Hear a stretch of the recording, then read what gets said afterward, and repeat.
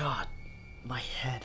Yeah, no, that'll do it. With long hours in the anime. Yeah, Yeah, no, no, that'll do it. That'll do it. Yeah. You know, just Yeah. woo. Wait, who are you? I've never seen you before at this mission. I'm just some important guy to the assassins. Probably, I don't know. What's your name? Brayla. Barela? Yep.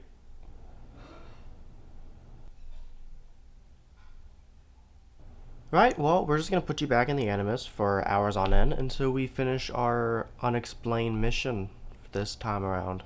Right. What's the mission again? Find object or something. I don't fucking know. We're just making shit up at this point. Yep, you're right. Okay. I guess I'll just go into the Animus or something, yeah. I mean, there's nothing else to do, you know. Yep, just right back in the Animus, Animus, you know, just whoop, oh, right in the Animus. yeah, No, no, you just know what I'm saying? right You back, know what I'm saying? Yeah, right you know what back I'm in the saying. Animus. So I'll just, okay, I'll go. So, we are back with a final batch of games, if you ignore the games we've ignored for time purposes. I tried to get these out before Mirage came out, but then I went to... I also want to thank you all for making the last video the most viewed video on the channel ever, except for the live stream of Bug Snacks. I don't know why so many people are clamoring for a 10-hour stream of Bug Snacks, but here we are. If you missed it, we already went through all the AC games from the very first one all the way up to Syndicate, and our diagnostic seems to be that the series started to die off around Unity and Rogue. After the lukewarm reception of Syndicate, Ubisoft decided to completely reinvent the series by throwing away everything and building a whole new system. They made it into an RPG. Okay, nothing exactly groundbreaking or new, but is it fun? Or more importantly, did the series need to reinvent itself to be fun? Well, let's dive right into it with Assassin's Creed Retrospective 3, the Layla Trilogy.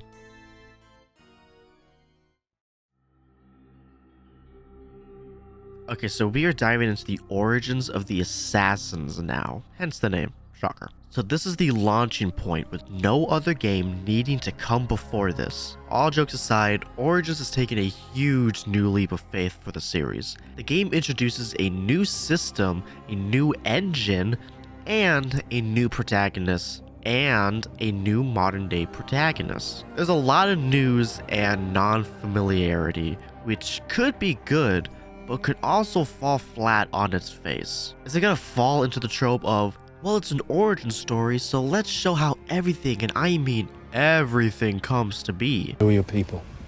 I don't have people. Solo. Or do we get an original story that ties into the rest of the series in a meaningful way and respecting the legacy of what comes after? Or does it just exist with an Assassin's Creed title? Well, it's a good game. But, yep, major but, it is kind of a confusing Assassin's Creed game. There are things you can excuse, like the game doesn't focus on the assassins. Well, that's because they don't exist. This is an origin story. The story itself was not half bad, and was what made me want to play more and continue on when it let me play it. We will get to that in a moment, but the gameplay itself is fine, as an RPG game goes. If you're a massive fan of RPGs, I mean, this game has you covered for at least a week. Like, goddamn. But as an Assassin's Creed game, there were things that really griped me and left me feeling limited in areas I didn't in previous games. But let's get into what made this game work and what didn't. The controls are fine. It's a standard RPG game and it never felt awful, except for some button layouts that I changed immediately. It was honestly kind of weird what climb, dodge, and block were for the first time. I had to go in and change it to feel more comfortable. I don't know how it is on console though, but if it's awkward there too, well, I guess you're stuck with it. Once I fixed everything, I would say it controlled fine. There were some weird glitches that I had to completely restart my game for. Like, there was one where I could not run anymore. There's another one where the sound effects and voices were just completely gone, which is not a control thing, but still a major bug that I had to essentially turn off my game completely for. But as control wise go, not too bad for an RPG, I guess. So the combat itself is fine. Standard of the standard RPG aspects. Enemies have health bars, some enemies you cannot kill, or at least not easily if they are higher level than you, which is fine if it wasn't Assassin's Creed. What do I mean by that? Well, head on, sure, it makes sense, I guess. If there's a big boy who's a couple levels higher than me, it makes sense why I can't fight him, or at least with a group of other enemies. But stealth is absolutely, positively the worst it's ever been. So you know how you can't kill certain enemies because they are high level? Well, that goes for assassinations too. If an enemy is too high of a level, or even just by a little bit, like a little bit, Hidden Blade cannot kill them all the way. Stealth ruined. Okay, well, what about your bow and arrow? Nope. Even with headshots, they will just walk it off most of the time. So, what's the point of stealth? Good question. There is none. Thanks for watching. There were times I was able to pull off what I needed by being 1000% stealthy and just getting what I needed and leaving like it was a Hitman game. But the stealth is so bad. Unless you were like several levels above the recommended level for the quest, which like good luck with that if you want to beat the game with a timely manner. Stealth is just not an option at all, leaving some encounters legit impossible until you level up. Which again, in an RPG, I get it. But in an Assassin's Creed game that doesn't let me assassinate the fucking target because he is one teeny level higher than me, is absolutely absurd. This is where I feel limited in the way I want to play rather than what the game forces me to play. We will get into this in just a few moments, but side missions are legitimately required in order to play this game, which doesn't make them side missions anymore. You must level up and more some before you can actually do what you want to do. It is awful and it takes control away from the player, and stealth is almost impossible until you are able to fork out hours of side quests in order to have complete stealth freedom. So the missions are structured so terribly, it hurts. So the main quests are fine. You have the tailing missions, assassination missions, everything is there just in an RPG standpoint. But in order to do the main quest, you're forced to level up your character multiple levels in order to complete them without a hitch. So let's say you complete the main quest. Well, in order to do the next one, you have to be level 21, but you're only level 16. Well, how the fuck am I supposed to get all that XP from just the main quest? Well, side missions, of course, but instead of being purely optional like in most RPGs, you are required to play hours upon hours of side quests that give you little to no XP in order to do the main quest.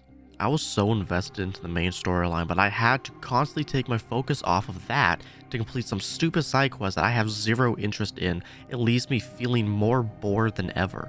It's like The Last Jedi. I just want to see the main plot with Luke, Rey, and Kylo, but instead I had to sit through space horses and a random character who leaves just as mysteriously as he entered. I wanted to play the main storyline, but it is physically impossible because of the way they structure the levels. It's like if God of War Ragnarok, right before the final battle at Asgard, said, actually, in order to do this, Kratos needs to be level 25 and you're only level 11. Go complete every single side quest that only give off a couple hundred XP to level up and then come back what you actually came here to play. It's fucking ridiculous. Even as an RPG, I don't want to waste hours on a side quest. I have so many other games to play with so little time because of that I can't just be spending literal hours a day playing something I don't have any emotional connection to, just to play what I am emotionally invested in for only about 30 minutes before I am level locked again. The progression in this game is fucked. It's fucked, and it's only that way to make you spend more time on the game so you can't return it after you played it. It's just padding out the runtime, and it's so obvious, and it deters me from wanting to play it further. I have a confession to make. I didn't finish this game. I know. Up until this point, I have beaten at least the campaign of every single game to get the full idea of the product, but I gotta be honest, I'm tired of all the side missions. I am currently level 22, and the recommended level for the next campaign mission is fucking 28? I have done so many side missions and got literally no XP, and I have to say it, I give up. I cannot pour as much hours into this game as I once could with my regular job, and I don't want to be chained to Assassin's Creed live streams for the rest of the channel's existence, so I instead read and watched a recap of the story, since that is all I care about in this game, and I'm already almost 17 hours into this game, which I know is rookie numbers, but it is more than like 70% of the time it took to beat the other games, so I think it's enough to judge. So here we go. You are Bayek. You are playing with your son, and so 5 masked men take you and your son and try to open a door with the Apple of Eden. In an attempt to escape, you accidentally kill your son. Womp womp, and vow revenge on the 5 masked men by killing them with the help of your wife, Aya. She actually is the one that gives you the hidden blade, but you accidentally cut off your ring finger when you use it. Womp womp. You and Aya go to Cleopatra herself for info of these masked men. After killing all 5, Cleopatra tells you that they are only a small part of a bigger plot, the Order of the Ancients, aka the Templars, but the Crusade hasn't happened yet, so they need a new name. Cleopatra sends you to kill 4 more targets, but Bayek expects that they aren't part of the bigger plot, and more just Cleo's political enemies she wants out of the way. Aya is off trying to get Pompey to lend his fleet to Cleo's aid, and succeeds, but upon his arrival is ambushed by the Templars. The Order of the Ancients, dumbass name, and is beheaded. Womp womp. You then successfully get Julius Caesar Salad to aid you and Cleo in battle, which ends in the pharaoh getting eaten by crocodiles, I guess. But it's okay, he was a Templar. I mean the Order of the Ancients. Cleo finally takes the throne, but severs her ties with Bayek and Aya like a bitch. And come to find out that Cleo and Caesar have allied with, plot twist, the Templars. I mean the Order of the Ancients. So Baya and Ayek decide to form a brotherhood. Go defend the people against the Templars. I mean the Order of the Ancients. Ayek learns that Caesar's lieutenant, Lavius, is the leader of the Order. Bayek goes to confront Lavius at the temple where his son was killed to find Lavius with the apple. Bayek kills him, but finally avenging his son. Realizing that their family has been torn apart by the Templars, fuck you, Bayek and Aya decide to go their separate ways and put the new brotherhood forward, named the Hidden Ones. I don't know if this next part is DLC or not, but the new recruits start to get rowdy and just be killing, so Bayek and Aya essentially create rules to follow, which would become the Assassin's Creed.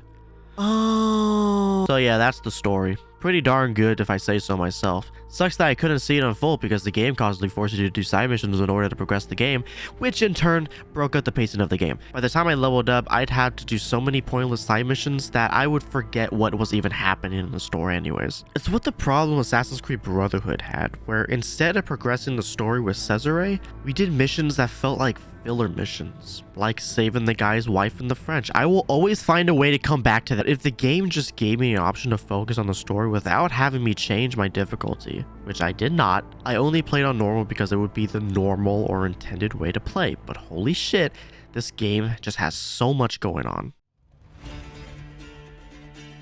The setting of this game takes place in ancient Egypt, and oh my god, this map is fucking ginormous. It is definitely the biggest map of the series so far, which is honestly cool to see the series use the next gen technology to actually elevate the game in setting.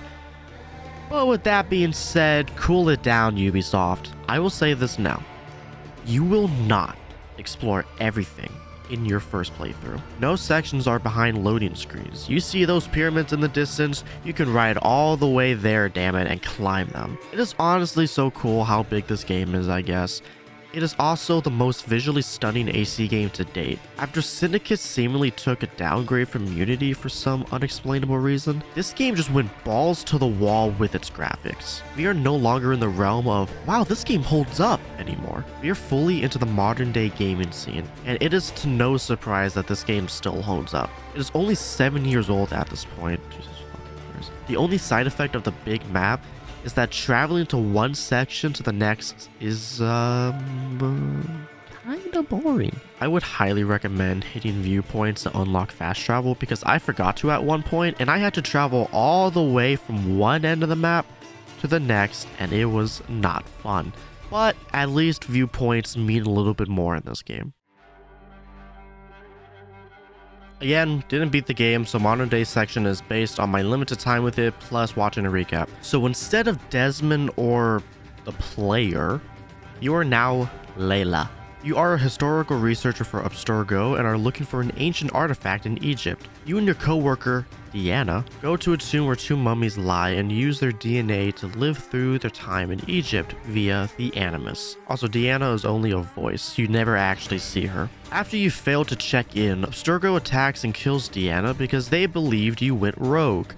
Womp womp. So you kill the mercenaries there to kill you and return to the Animus to see your mission through out of spite against your former employer. Once you get out of the Animus again, you are greeted by the one and only William Miles, where he invites you into the Brotherhood. Layla accepts to help but declines to become an assassin.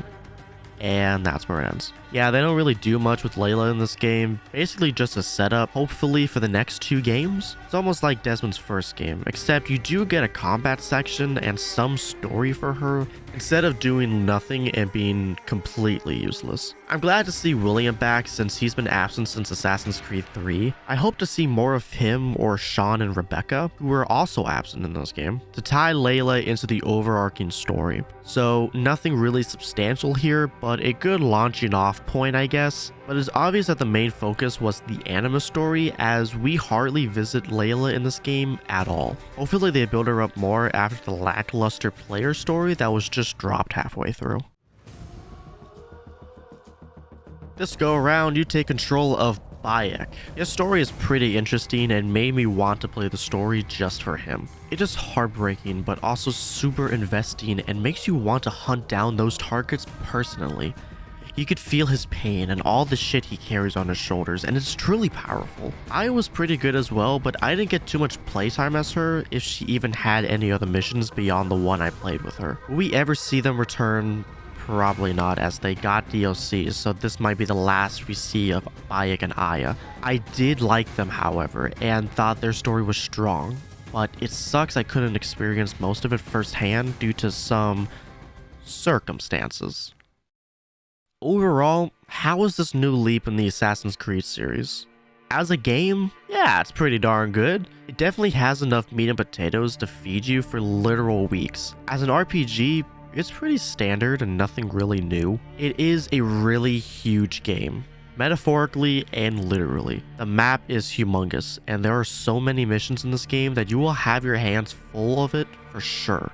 But the story being essentially locked behind a level is so bogus. You can start the mission without leveling up, but good luck with that. Enemies are super difficult to kill, and stealth is literally impossible. Stealth is not an option, and is so fucking stupid in an Assassin's Creed game. The older games were almost built around the stealth. But you're saying I can't quietly kill an enemy with my hidden blade or bow because their level are too high is just mind-blowing to me. I still can't believe stealth is impossible in some sections. I really hope they do fix that and the ability to focus on the main campaign missions. I don't want to play 10 side missions that I do not care about just to play 3 main quests I do care about before getting locked behind a level lock again. The game is big and gives you lots to do, but it takes control from the player in aspects I think are really important. So I'm going to give it a 7 out of 10. Although I have beef with this game, I can't deny it isn't fun or good. You just have to work for that fun, and if that's your cup of tea, fucking go for it, bro. But I've had enough of this game for now. Oh boy, here we go. So this is the black sheep in the series. You either hate this game with a passion or you enjoy it. There is almost no in between. I didn't have much attachment to this game as I played it once when I got it and got like 20 minutes in, was bored, put it down, and never had the motivation to pick it back up, especially after what people were saying about it. But enough about other people's opinions. What about mine? Well, I don't know. It's alright, I guess. Similar to the last game, as an overall game, yeah, it's pretty good. There's things I like and there's things I don't like about this game that we will dive into, but as it goes, I did want to keep playing the game whenever I stopped, to a certain degree. The controls were fine, nothing too harsh. I don't know if the controls were the same as Origins, but I ended up just getting used to these controls. I didn't have to go into my key bindings and change anything. It controlled fine except for some times where you're animation locked and can't dodge out of the way or an attack, but that's like most games, so I'm not going to hold it against this game. But each time I did die, I was like, yeah, that was on me. Overall, a smooth experience with not much complaining. I did have fun with it. It felt very similar to Origins and essentially any other RPG. It was fun, not gonna lie. Climbing and parkour is fine. It is still just the dumbed down hold shift to go up, C to go down, just like Origins. It controlled fine. The combat was alright too. You now have abilities like a Spartan kick, which is exactly what you think it is. It was funny to angle enemies on a ledge and then just kick them off. It even worked in a boss fight. But other than the abilities, nothing really new. When you perform a perfect dodge, everything goes into slow motion. It's not something you unlock, it just happens. How about the stealth? I will say it seems easier to assassinate enemies like 2 levels above you, which I don't remember if Origins was as lenient with that last time. Arrows are essentially useless unless you were a higher level than them, which is almost never the case, so you will be dealing with enemies either your level or a couple levels higher. But assassination was here, and it worked for the most part. You don't have a hidden blade though, you use your spear. Yeah, it feels weird not to have the most iconic weapon in the series, but it works the exact same, so it's kinda whatever. Lame, but whatever. Once the game inevitably level locks you in the main quest though, assassinations again become useless, so it's the same in that aspect. Still think that's a stupid mechanic to level lock the aspect your series is literally built upon, but it's here and it's seemingly here to stay. I'm gonna keep this short because there's not much to it. Naval combat returns and it feels like a stripped back version of Black Flags and Rogues, which I mean makes sense since it takes place before those games because instead of cannonballs, you're throwing spears, which is why I said it feels like a stripped back version. I did go out of my way to do some ship battles off stream and it just felt a bit bland. Like I threw spears and it did almost no damage. Once they're low, you can either board them to repair your hull and collect little to no loot, or you can just ram them and tear their ship in half, which was fun for the first couple of times, but then it just becomes the same thing over and over again. As far as I know, there's no naval missions, but I also didn't get far into the story, so there might be? Not that naval missions were all important or even fun in the last games. Naval stealth is still the funniest shit ever, but naval combat makes a return nonetheless. The missions themselves are also very much the same as before. Nothing new, which is nothing bad per se. I mean, after 11 games in your series, there's not really much new you can do. There is a new leader system thingy where you have to do essentially side mission-esque objectives to weaken the target of that area so you can assassinate them easier, which is almost as much of a time waster as it sounds. There is a leader for every bit of the map, so if you want to 100% this, say goodbye to your wife and kids, but at the same time, if you're gonna 100% this game, you probably never felt the touch of a woman. It's an interesting concept, but it does take so long. But you can't just outright assassinate the leader because, you guessed it, their level is higher than yours. I will say, I got pretty far in this game without it level locking me. I felt like I got farther than I did in Origins, which felt like I got instantly locked with that game. I got about 10 hours in this game before the game slapped me with a level 15 mission on my level 10 Cassandra. Trust me, I tried to cheese it, But one of the missions is literally kill a snake dealer, but his level isn't even displayed. It's just a red skull. Level locked. I would also shave an hour or maybe 2 of me fucking around and having fun, but 10 hours is where it stands. Unlike Origins, I didn't even attempt the side missions. Once I level locked, I saluted the game and fucked right off because in all honesty, fuck that. I ain't pouring hours of my life into content I do not care about. To get to the content I do care about. But I do feel like I got to play more of the story than Origins. It almost feels like a free trial before the game forces side quests down your throat. Like, what is the actual point of that? I don't get the game design at all. The story was interesting enough to make me want to continue, but not as much as Origins. I felt more attached to the Origin story, while this is one I was still interested in, but at some point, I was just like, eh. So you are given a spear that once belonged to Leonidas himself, which itself was passed down from the first civilization. You are told that you are to live up to your ancestors, aka King Leonidas. You also have a baby brother or sister, depending on who you choose. But according to the prophecy, your younger sibling is to bring the downfall of Sparta, so they are to be sacrificed. But you get upset and shove the dude down the mountain, but also resulting in you being responsible and throwing your sibling off the cliff too. Years later, you are now a mercenary. Not an assassin, a mercenary. You accept a job in which you kill your father, but upon doing so, you find out that he is not your biological father, and to ask your mama about it. In the search for your mother, you discover the cult of the Cosmos. Not the Templars, not the Order of the Ancients, the cult of the Cosmos. Their whole deal is to manipulate shit to their liking, and also planted the prophecy about your sibling being a downfall of Sparta because they want to wipe out King Leonidas' bloodline. But plot twist, your younger sibling named Alexios or Cassandra, depending on who you choose beforehand, survived the fall and is taken in by the cult and turned into a super weapon named Deimos. You go on, kill some cult members, learning identities, meeting famous people, Assassin's Creed stuff. You eventually do find your mother and she agrees to help you dismantle the cult and try to rescue your sibling, but you must meet your real father. You learn who your real father is, but he guards the gates to Atlantis in the DLC, I think. After you dismantle the cult, your sibling is still a puppet for them, so you go to the cliff where you once tossed them off all that time ago. If you succeed to convince them in their indoctrination, you are finally one big happy family.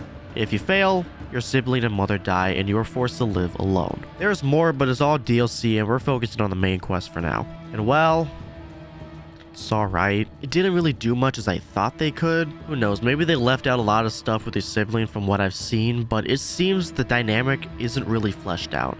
You kind of just run into each other a bit, which felt like they could have had a Haytham and Connor dynamic, except you are in the shoes of Haytham, while your sibling being Connor doesn't want shit from you. I feel like the seeds were there, but I don't know, maybe it's better than what I've seen. It also just seems like you're doing busy work for people. Since you're a mercenary, you're just doing jobs and the plot is just loosely connected between. I felt like Origins had a stronger story, while this one just felt like it needed a story for some reason to get you to do stuff. So yeah, feels like the story was lacking a little something.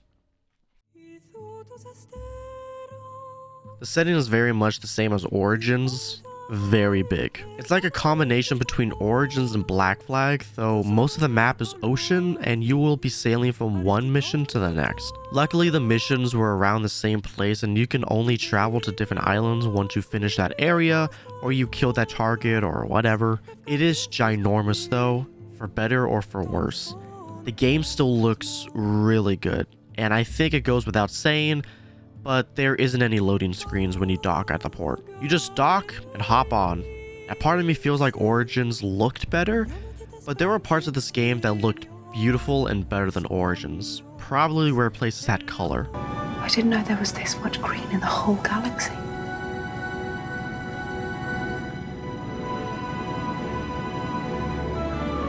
But you will be sailing a lot, and if not, you'll be on your horse. I do feel like the scenery is better though, with a lot less open areas of nothingness. There were still some fair share of nothingness except for trees, but significantly less. So I'm starting to fear that the modern day sections are becoming as useless as the Helix trilogy. So you are still Layla, and you are using the Spear of Leonidas to get into the Animus and live out Cassandra's life. And that's about it. You leave the Animus every now and then and talk about what just happened, and you can look around and look through a shit ton of emails and text documents, but yeah, Layla is so far so fucking useless. The modern day section as a whole is pretty useless, to be honest. I wouldn't be surprised if they make a game that doesn't include a modern day section at some point. They used to be so integral to the overall plot, but now it just feels like something they forced themselves to put in because it was part of the previous games. It just kinda sucks that after Assassin's Creed 3, the modern day sections have essentially taken a back seat to everything. I don't even know what is happening to the Templar versus Assassin war now. Where is Juno throughout all of this? What about the clone subplot or the hostess bitch? Who knows, and who knows if we ever will, unfortunately. Hello, this is Editor Brendan. Oh my god, hello everybody. So I don't know if it is in the DLC or if it's at the very end of the game. I think it's DLC, but you go to Atlantis, you meet Cassandra, who is still alive because she is now the gate person of Atlantis, who took the staff from her dad, and the staff lets you live forever. And then she gives Layla the staff, and then Cassandra dies. I'm saying Cassandra because I picked Cassandra. And then yeah, now you have the staff, which is going to become important in later games, that Bryce told me. So yeah, I think that's DLC though. So kind of stupid that's not in the main game, but you know. Yeah. In this game, you play as Cassandra or Alexios, but I think Cassandra is the canonical protagonist in the game, so I went with her. She's pretty good. I mean, she had a fairly funny personality, even though I chose all the worst options in her dialogue tree because I thought it was funny. The promise we'll see each other again. I'm not coming back. Should I just... I kind of want to. I don't care about you. Phoebe, I'm never coming back. What do you mean? But yeah, there's a dialogue tree in this game now. It adds absolutely nothing. Each option will essentially all go for the same result, except one time where I avoided fighting somebody, mainly because they were higher level than me and I did not want the smoke. But there were also other times where I wanted the smoke. But Cassandra was nice and fun, and I felt wanting to continue the story just to see it unfold in front of her eyes. I know she returns in the Valhalla DLC, which is cool, I guess, but I ain't playing that. I will say the facial animations and some of the body animations of not just her, but every character was bad. Like, their faces show no emotions, and there's times where their bodies are moving for literally no reason. It really took me out of it. Also, yeah, she's not an assassin, but a mercenary. She even says at one point, she is not an assassin. I didn't beat the game, but I think it's pretty safe to assume that she doesn't become an assassin either, as the Brotherhood doesn't even fucking exist yet. It's such a weird choice to make an Assassin's Creed game which it doesn't evolve around the assassins at all. I know it's about the early civilizations and early Templars, but like, fucking call it something else. The game overall is a mixed bag. It improves some of the aspects of Origin that I didn't like, but not by much. It is very much the same thing, flaws and all. The only thing is that it gave you more time before it level locks you and ruins everything. I was really invested in the story up until your brother wants nothing to do with you because he thinks you're the one who threw them. And then I was like, yeah, sure, I guess that's what we're doing now. And I still wanted to reunite with the mother, but like after that, I didn't feel any motivation to continue. I don't want to be forced to do side missions to level up and complete the main campaign. Locking your campaign behind levels is just the worst decision ever. I know they're not actually locked, but good luck completing them 5 levels below the recommended level. And of course, it's not an Assassin's Creed game. It still adds to the story of the early civilization and the Templars or the Orders or the Cult or whatever the fuck they're calling themselves these days. But call it like AC Chronicles or fucking Templars Creed or some shit. Tie it into the overarching story, but calling it Assassin's Creed when the only thing about it is a button prompt that says assassinate is fucking stupid. It is a solid game though, and I had fun for the 10 hours I did play, but once I hit that level wall, I lost all motivation to play it just like that, and it sucks. I'm gonna give it a 5 out of 10 solely because I had fun and so I lost all intrigue in it in just one singular moment. Also, the fact that it doesn't feel like an Assassin's Creed game, like if you told me that this was an AC game without any prior knowledge, I think you're lying. The antagonist is not even the Templars or the Order like they were just called in the last game. They are the Cult of the Cosmos. Like this could be any other game, but it feels like the name was just merely slapped on. If it wasn't called Assassin's Creed, I'd maybe bump it up to like a 6 out of 10, but it still locks the story behind your level, and I still think that's fucking awful. So, sorry about it. Ah, Jesus. Okay, nope, I was in there for a good couple of days. Yeah, no, I think we just threw out all the safety precautions out the window, you know? Yeah. Wait, who the fuck are you? Oh, I'm your new friend. Yeah, the other guy's dead. He's dead. He got killed. Okay. They couldn't, like, send someone more, like, recognizable, you know, throw a bone to the people who's been paying attention to this storyline for the past, I don't know, 10 years? Yeah. No. It's time for modern day stuff. Ah, sick. Okay. Okay, what do we do? Do we kill some Abstergo guards? Do we, I don't know, go on some missions? I don't know. What do we do now for the modern day stuff? Better. You are going to look around the room and read some emails. Oh. Yeah. Okay. Yeah, no, that's cool. Okay.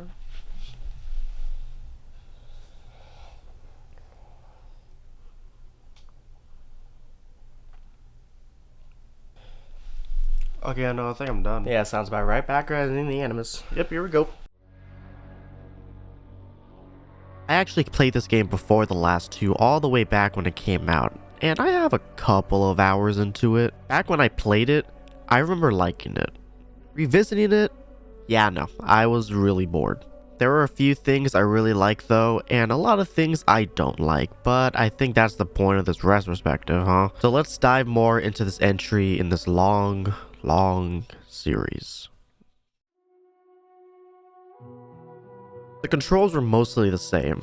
Not really much difference you can do with RPG sequels back to back, but I will say it felt really smooth. I don't know if it was just my computer running it really well, but it felt really responsive, and I didn't really feel like I was fighting Ivor at all. Climbing parkour is alright. I haven't really gone into detail in the other two games, but it's the same there, whereas the parkour is kinda just there. You can climb pretty much anything, which is cool, but I felt it just doesn't feel as good as the past games. I don't really know how to explain it, but in the older Assassin's Creed games, you could only climb certain walls if you yourself saw any indents or ledges to climb on. It just had more nuance to it, but these past games have just been hold shift or spacebar to climb anything and everything. In some cases, you were able to climb things that you physically should not be able to, so it's a mixed bag. I miss when parkour was its own mechanic rather than just gameplay.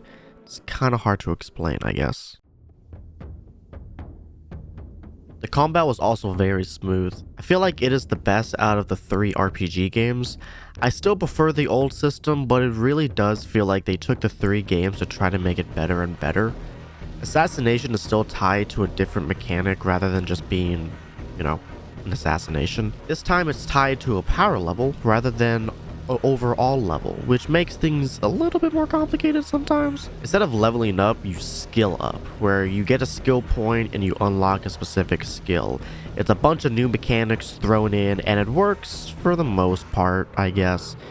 It does make the game a little bit more complicated. When I re-downloaded the game and I hopped in, I was completely lost, and it took me a bit to refamiliarize myself with the game. But although it's a hodgepodge of new mechanics that differentiate it from the previous 2 games, it does still feel responsive, and I could say I had fun with it. The missions, on the other hand, is where I feel the game kinda drags. It's the same stuff we've been doing, but at times, it just feels like busy work. Especially how the story pans out. You're doing these chores for people to get them to join your alliance, and you feel like it has no real importance to the story. When I hopped back in after like 2 years without playing, I was in the middle of an investigation, and it literally just says, look around. Like, look around where? Yeah, I could hold V to have Eagle Vision Pulse, and it would maybe tell me where to look at times, but I had to be in the specific right place for it to work. It felt really time-paddy. Dialogue choices make a return, and they do actually have an effect sometimes. You could choose who to kill, who to fuck, your choice, but I didn't really care for it all that much. Especially when the facial animations are stiff and the body animations still do its own thing. I felt like I was just doing favors for people because I literally was. Not a lot of stealth, I will say. In fact, there are Viking raids where you openly announce your attack. You can try to stealth, but it will not get you far, which unfortunately is a common pattern with these last few games. Jesus Christ, let's try to get through this as simple as possible because the game surely doesn't. So you take control of Ivor Wolfkist, a Viking living in Norway. You're called Wolfkist because you were viciously attacked by wolves, but I guess bestiality sounds better as a name. You and your half-brother Sigurd decide to sail all the way to Anglo-Saxon England because Norway is getting too crowded and there's wars everywhere. Before all that, you get a vision of Odin himself. You become curious about all this and search for answers where you go to Valka, and she gives you yet another vision, but this time of Sigurd, who's missing an arm and there's a giant wolf. Valka says that this is because you will someday betray Sigurd, and you're like, nah. Your half-brother Sigurd returns to the clan after years of raids and shit, where he returns with some friends, Assam and Hytham, from a mysterious order called the Hidden Ones. They give you one of their weapons, the Hidden Blade, which you use incorrectly for the rest of the game. You go and kill the man who killed your parents 17 years ago, and Bassam and Hytham are also there to do the same because he is part of the Order of the Ancients. They actually reuse the name this time. After killing the target, you travel all the way to Norway, away from the king, there to set up a new life for the Raven clan. You find an abandoned Vikings camp and settle down and decide to make alliances with surrounding settlements, which takes up the entire game. Your assassin buddies come along as there are more Order of the Ancients around England, and you help take them down. Sigurd then starts to believe that he is a god, I guess, but he gets captured and tortured. Assam rescues him, but not before Sigurd loses an arm.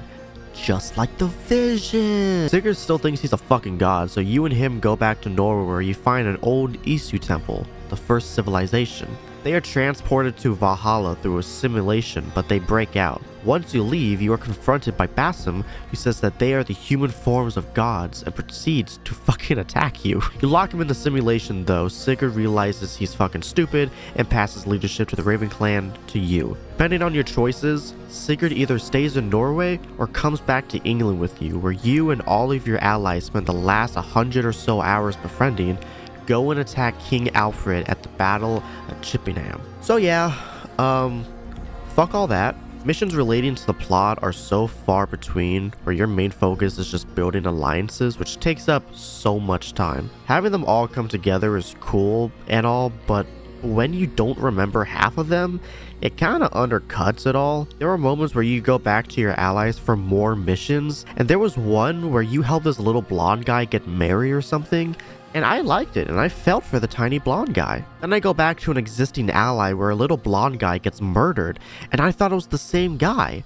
Come to realize it's a different little blonde guy, and then I didn't give a shit about it anymore. But there are just so many fucking juggling stories that you begin to feel lost, especially with how long the fucking game is. The story is way too long, and to be honest, I don't care enough about it to even fucking finish it. I'm finally ready to uninstall this game and never touch it again in my life. Stepping away from the story, how is the setting?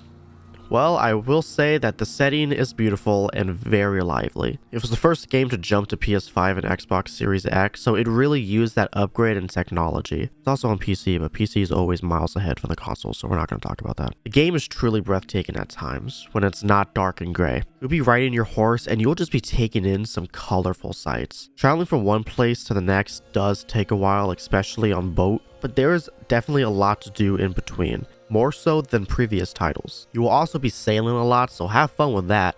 Half of the game is traveling from point A to point B, and yes, this map is gigantic still. I get they're trying to flex on how big they can make their maps, but Jesus Christ, it's still too big at times. Odyssey still has a bigger map, but Valhalla is still in second place. There's tons to do, but again, big doesn't always mean better. Alright, going back to the plot, what about the modern day sections? So you are still Layla, but now you're with the returning Sean and Rebecca, who look really weird with their new models. You use Ivar's corpse to use their memories for answers on the mysterious strengthening of the Earth's magnetic field. You find out it's due to Desmond Miles' sacrifice to activate the Isu Towers to save Earth back in 2012. You go to the temple where Ivar and Basim fight, and find Basim there, who's been trapped there for thousands of years. He shows you how to fix the magnetic field, but steals the Staff of Hermes you had with you, and escapes just as he planned apparently. While trapped, Layla encounters the Reader, which is implied to be Desmond Miles himself because it looks like Desmond Miles himself, and they begin to work together to save humanity from extinction. Basim finds Sean and Rebecca where he requests to meet William Miles. As they go to retrieve William, Basim enters the Animus where he tries to locate where Ivar's children have gone, and I'm guessing if he has any remaining bloodline. So at last, there is substance to the modern day stuff. I mean, anything can be called substance after the lack thereof from the previous two.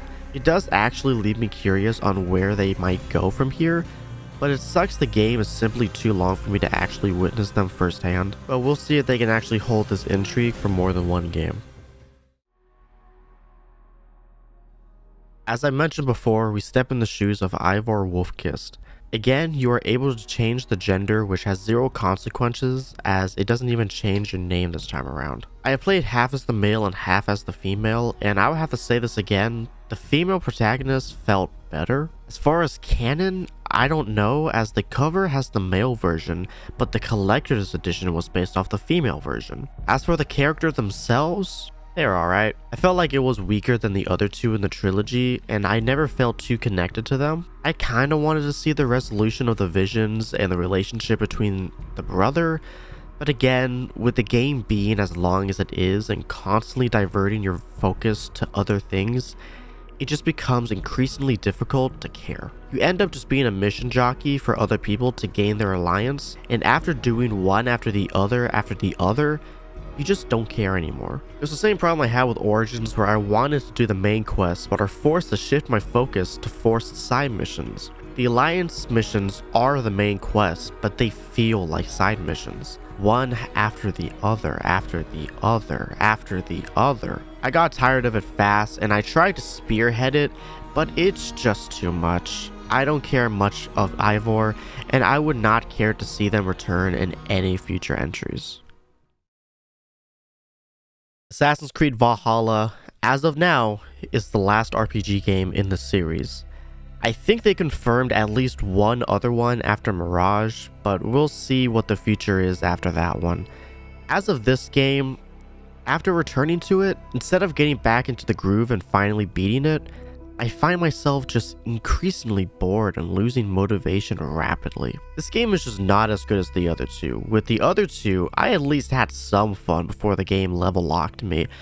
I remember having fun with this game when it came out, but after playing the first two and then revisiting this game, it just didn't hook me like it once did. It's again way too long and the story is broken up so poorly.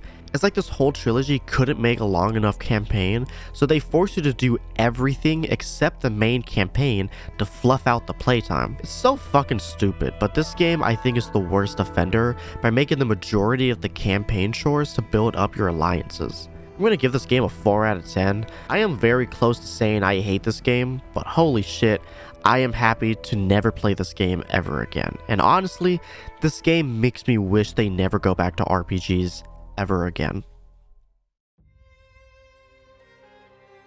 Whoa, how did this one sneak in here? Originally, I wasn't gonna cover this game. I was just gonna do a retrospective up to this game and never cover this game until there was enough games to do like a retrospective for. But I thought, hell, why not include this game as a little tag along? More work for me, I guess. This game is supposed to be the return to form.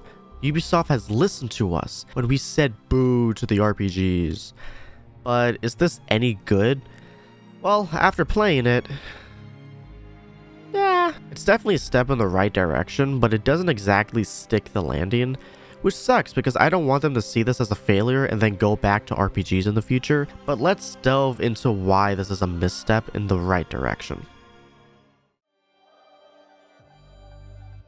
Let's just say it right here, the controls are good.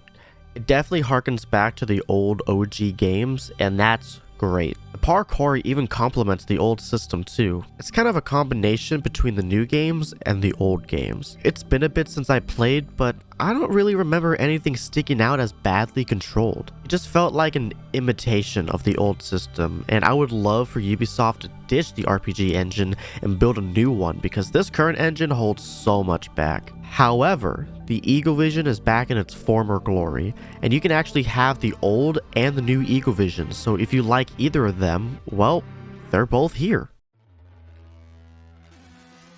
The combat makes me happy. Yes, it is a recreation of the original system with counters when the enemy is lit up, but keeps the dodging from the newer games for the unblockable attacks.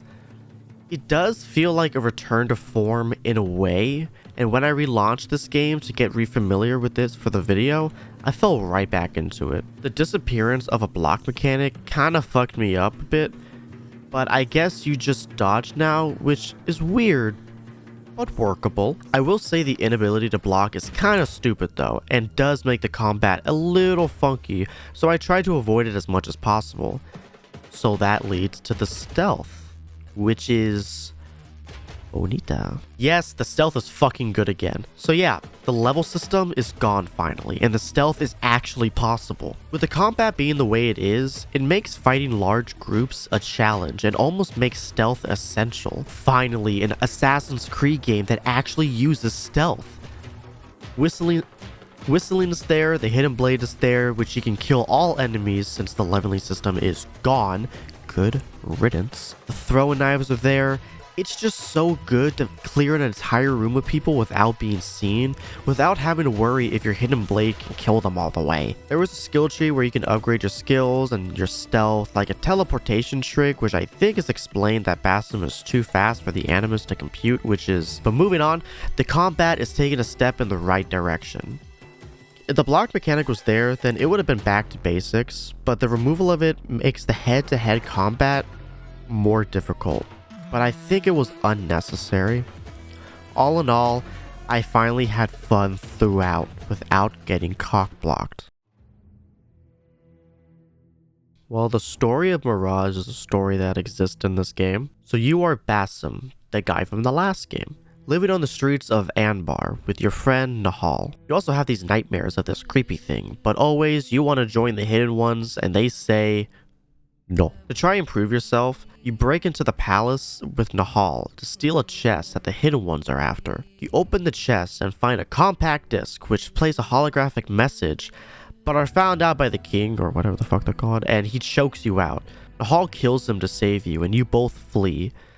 Because of the death, guards have gone around and killed many thieves, some being your friends, and you blame Nahal before saying toodles and leaving with the hidden ones. You train under Roshan at the setting of the original Assassin's Creed game, I think. I don't fucking remember. After learning of increasing influence of the Order of the Ancients in Baghdad, they send you and Roshan to the bureau in that area. The Order have risen into power to excavate ancient Isu artifacts. There are 5 of them, but after killing 4, Nahal gets sus about the hidden ones and wants you to look into the artifacts. You find the leader of the Order of the Ancients, who tells you that the answers you seek is in a temple under the Assassin's HQ. She's then killed by Roshan, who tells you to stop. Basim says, fuck that, and goes with Nahal to find it under siege from the Order. Basim wants to enter the temple as he believes that whatever hides within can help take the Order down, but Roshan comes and says, nuh-uh. So you defeat her, but spare her life as you enter the temple with Nahal. More compact discs are found where it is revealed to be a prison where the Isu Loki was held. Also, plot twist, Nahal never existed. She was a representation of his repressed memories as Loki, as he is also the reincarnation of Loki, and the nightmares were also a representation. You and Nahal combine as you regain all your memories and are welcomed back into the Hidden Ones, where Roshan resigns because fuck you. With your regained memories, you go and seek out those who are responsible for your imprisonment. And that's the end. So I guess what the fuck? It's a pretty standard story for the assassins.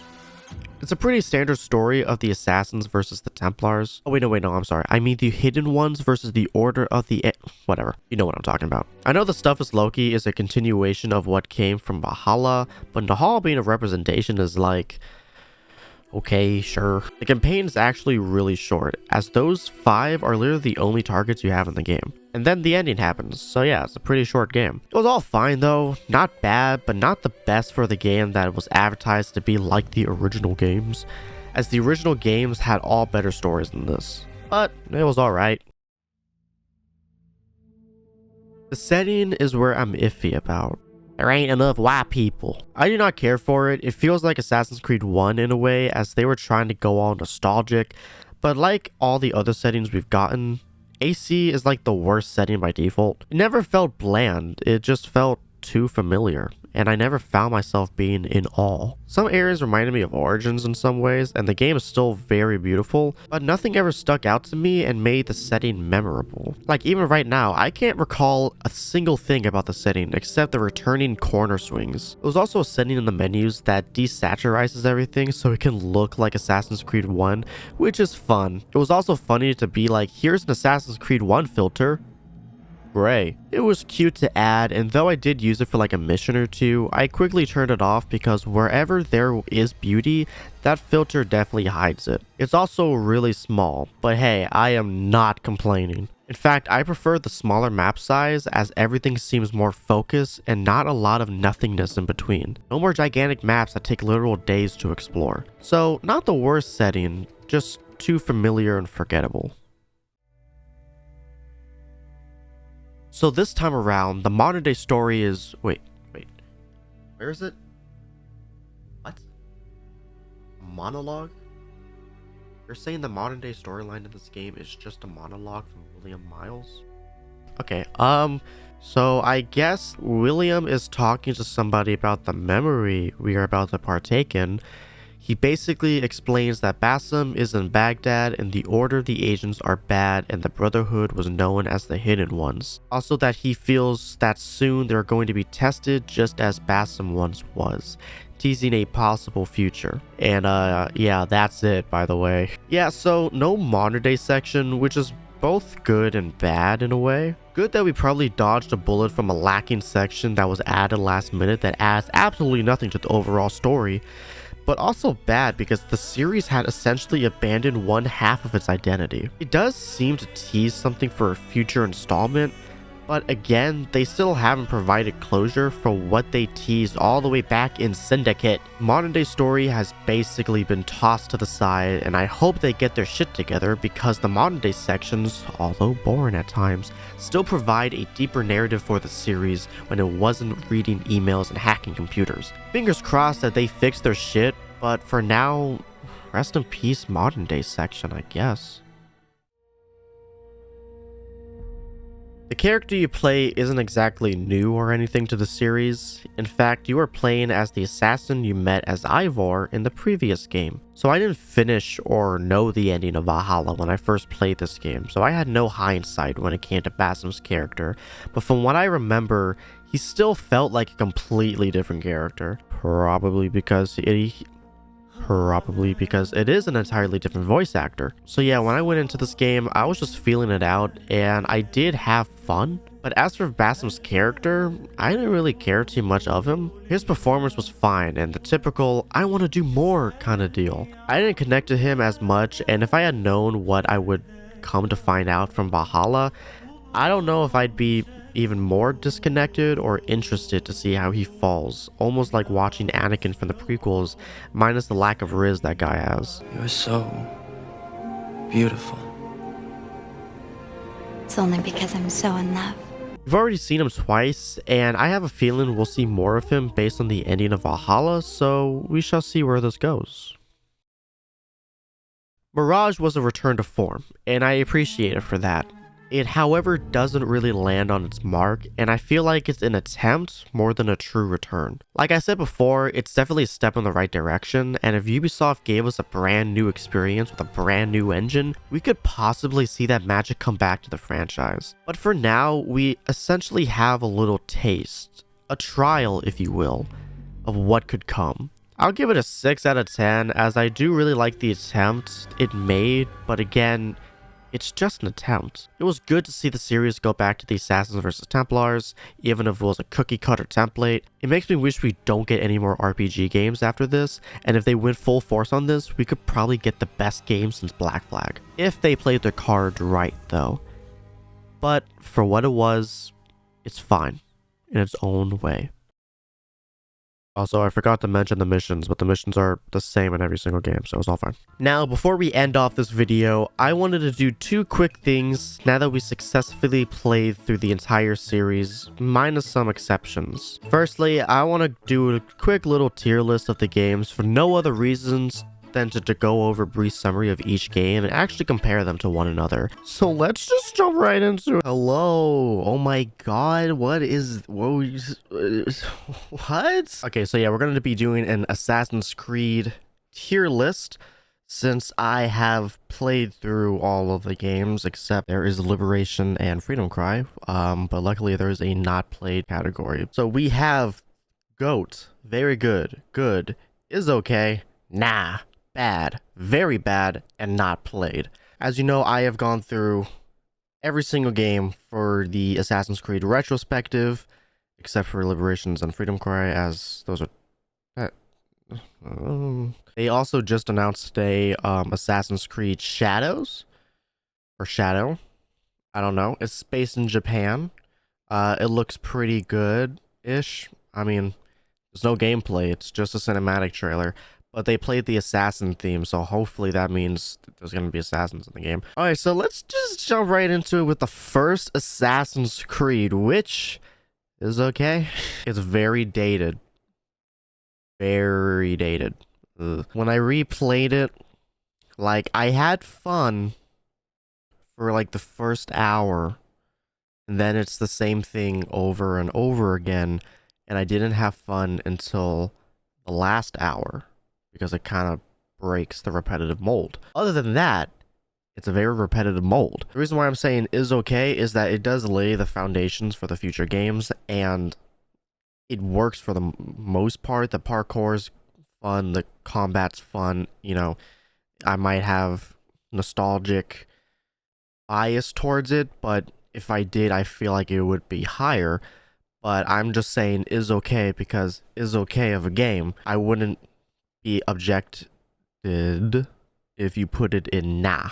If you put it in bad, I'd be like you're being too negative. You're being too negative. I think is okay is a good spot for it.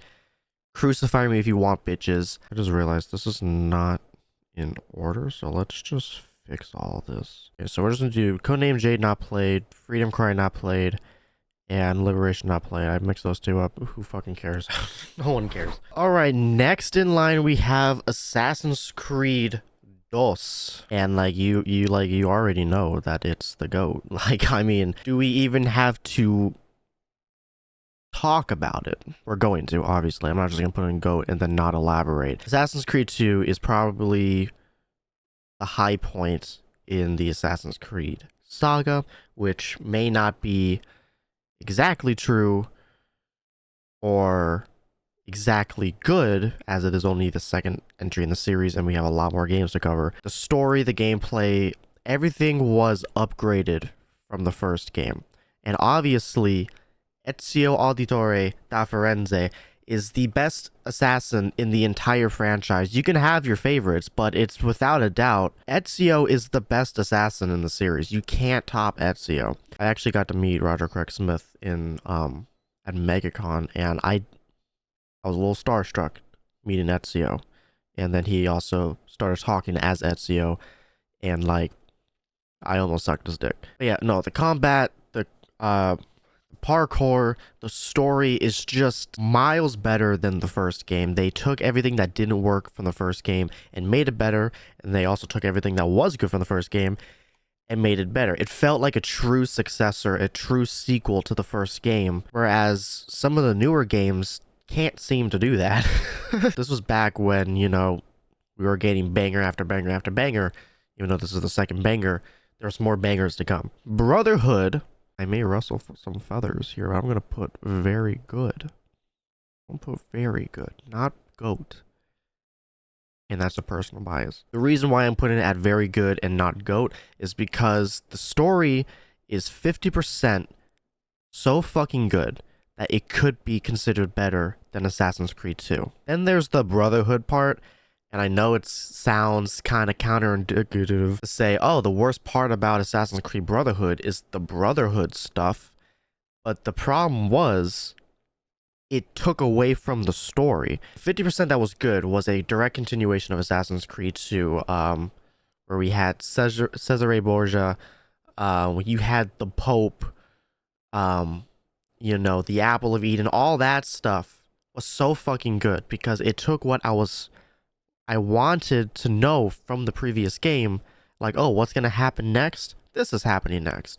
And then we had to take a break to go to the other side of the town and save this guy's wife from the stupid fucking French that I'm still not over, apparently, because that was so fucking dumb. So yeah, if they had, you know, focused the story more, it probably would have been better. And I think that's the problem with this game, is that it was supposed to be a DLC to Assassin's Creed 2, but because it wasn't a DLC to Assassin's Creed 2, they had to fluff out some of the parts, and that's where they added the Brotherhood stuff. Because everything that was a direct continuation was beautiful, it was masterful. Mwah. 10 out of 10, I loved it. The Brotherhood shit was so fucking dumb. Moving on to Revelations, I will also put very good, even though it might be my favorite out of the 3 Ezio games. Sorry, Ezio was fucking me for a second. I'm so sorry. The reason why I'm kind of like iffy about that is because I do still like Brotherhood, and I still think Assassin's Creed 2 is probably the best Ezio game.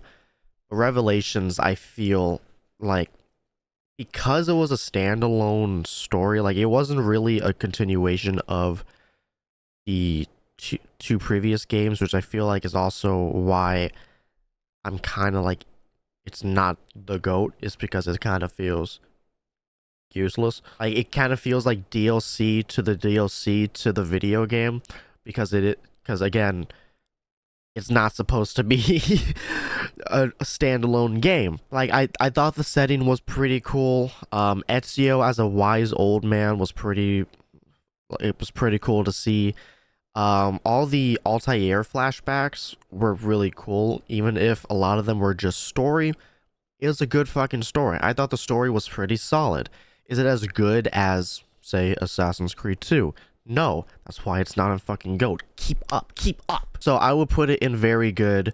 Overall, the Ezio trilogy is top tier Assassin's Creed. Like, the games haven't really been able to recapture that magic, even though some of the newer games, and we will get to them, have their moments of uniqueness in the series, and maybe were slammed at the time, but in hindsight, it's a pretty good fucking game, and everyone was a little too hard on it. But the Ezio trilogy, it's on top, obviously. Do I think Brotherhood and Revelations is the GOAT, as everyone says? Nah, but maybe like 9.9 out of 10. That's being a little too generous. I don't even remember what I put them as. I feel like I put them at like 8 or 9. Because I had my problems with them. But obviously, Assassin's Creed 2, even like as I think back to it, I still have fond memories of Assassin's Creed 2, and I really want to replay it and try to 100% it. But I don't want to do the fucking feathers, so we're not doing that. Assassin's Creed 3, go fuck yourself. It's going to the GOAT, bitches. Favorite Assassin's Creed bias. I don't give a shit. I fucking love this game. When it came out, apparently it wasn't too liked. But with everything that's come out since, with like Unity, Syndicate, the fucking RPG games, everyone's looking back at 3 is like, you know what? Maybe I was too harsh on you. And you were. The game is really good. Does it have its weird, slow parts? Yes. Why am I playing hide and seek as a Native American child? Holy shit, once you get through the very, very long prologue and you finally get into the Assassin's gear, the story is top notch. Would I say it's better than 2? Maybe, maybe not. Maybe at the same level, in the sense that it dives so deep into the Assassin and Templar conflict that we haven't really seen since. And they could have gone back to that in Rogue, whereas you are playing as a Templar and you can see it through the Templar's point of view, but instead they just made the Assassins evil bad guys. We'll get to that when we get to that. But with Haytham and Connor, we see the clash of the sides, and they're not instantly trying to kill each other. They're actually trying to convert each other, be like, hey son, the Assassins aren't all that good. We want the same thing, but you Assassins aren't really, you don't really know what you want. And then Connor's all like, sour grapes. The gameplay is fucking fantastic. The combat is so brutal in a good way. Every hit feels so impactful. And like, I feel like they've tried to recreate it in Black Flag, but I feel like they went overboard in Black Flag. In Assassin's Creed 3, the combat was a good pace of slow, because you're not super fast like Ezio, but you are crushing skulls, you are ripping throats. Like, it is so brutal, and like each hit feels intense. And I feel like the combat probably peaked here, and it hasn't gone to that point since. That's just me. I love Assassin's Creed 3. I might go back and play this. I don't remember there's feathers in that though, so who knows. Next we have Assassin's Creed Black Flag. Damn, I have a lot in very good, and I feel like there's going to be a bias here. This is somewhat different to what I ranked them before, as I've it's been months since I've played these games, so I've had time to think about them, or not think about them if they were forgettable. I'm gonna put it in very good, solely based on I really liked the story, and I thought the combat was good. Not the best, but the best stealth in the entire series by far, which is weird because it's technically not the most assassin game out there, which I feel like started the trend of like, oh, we can just do anything. You can be a Viking, you can be a Greek mercenary. This one, you're a pirate who stole the robes, but you eventually help the assassin, so it is still rooted in the Assassin Templar War. You're just not fully an assassin. The stealth is amazing. The stealth hasn't been good since. I feel like Syndicate and Rogue still had stealth from Black Flag, so you can say like the stealth was still good. But holy shit, in Black Flag it felt so good that I went out of my way to do stealth, and it didn't feel like a punishment, unlike some further games that we will get to. Black Flag was really good. The story had me on my feet the entire time. I wanted to know what was going on. Were there some slow bits and pacing? Sure, maybe. But that's almost every video game, that there might be a part or section that might not be good. Like, Batman Arkham City is an amazing fucking game, but the Underground League of Assassins shit is kind of slow. Is it bad? No. But if I'm able to skip it, I would love that. Still a really good game. Top-notch stealth. The combat was good, but it overdid it, trying to copy what Assassin's Creed 3 did with the brutalities, to the point where it broke the rhythm of the combat. But anywho, very good. Top-notch Assassin's Creed game. Rogue, shit, I don't remember Rogue. Yeah, I'm trying to remember. How did I feel about it? So with that reaction, I'm kind of in between is okay or nah. I might put it in is okay, because like, it's essentially Black Flag, but smaller. I felt like it had a lot of promise, and that the story was a little is okay. That's why it's an is okay. The assassins were unneedlessly evil. I wouldn't say like outright evil, but like out of character evil, kinda, because it's like, oh, and then like all of the Templars are suddenly so nice and so good, and it's like I would have liked more of Assassin's Creed, where it's kind of a gray area and you are kind of like leaning towards becoming a Templar, not, man, the assassins suck, but the Templars, they seem cool. I'll be their friend. And like, if I have to hear Shay say one more time that he makes his own luck, I'm going to hang myself. But I'd finished the game in like one sitting. Like, I streamed it, beat it, and that was it. One sitting was all it took for this game. It felt like a DLC. This game should have not existed, or if it did, it should have been a full-fledged game and not released at the very same time as Unity, which really hindered it.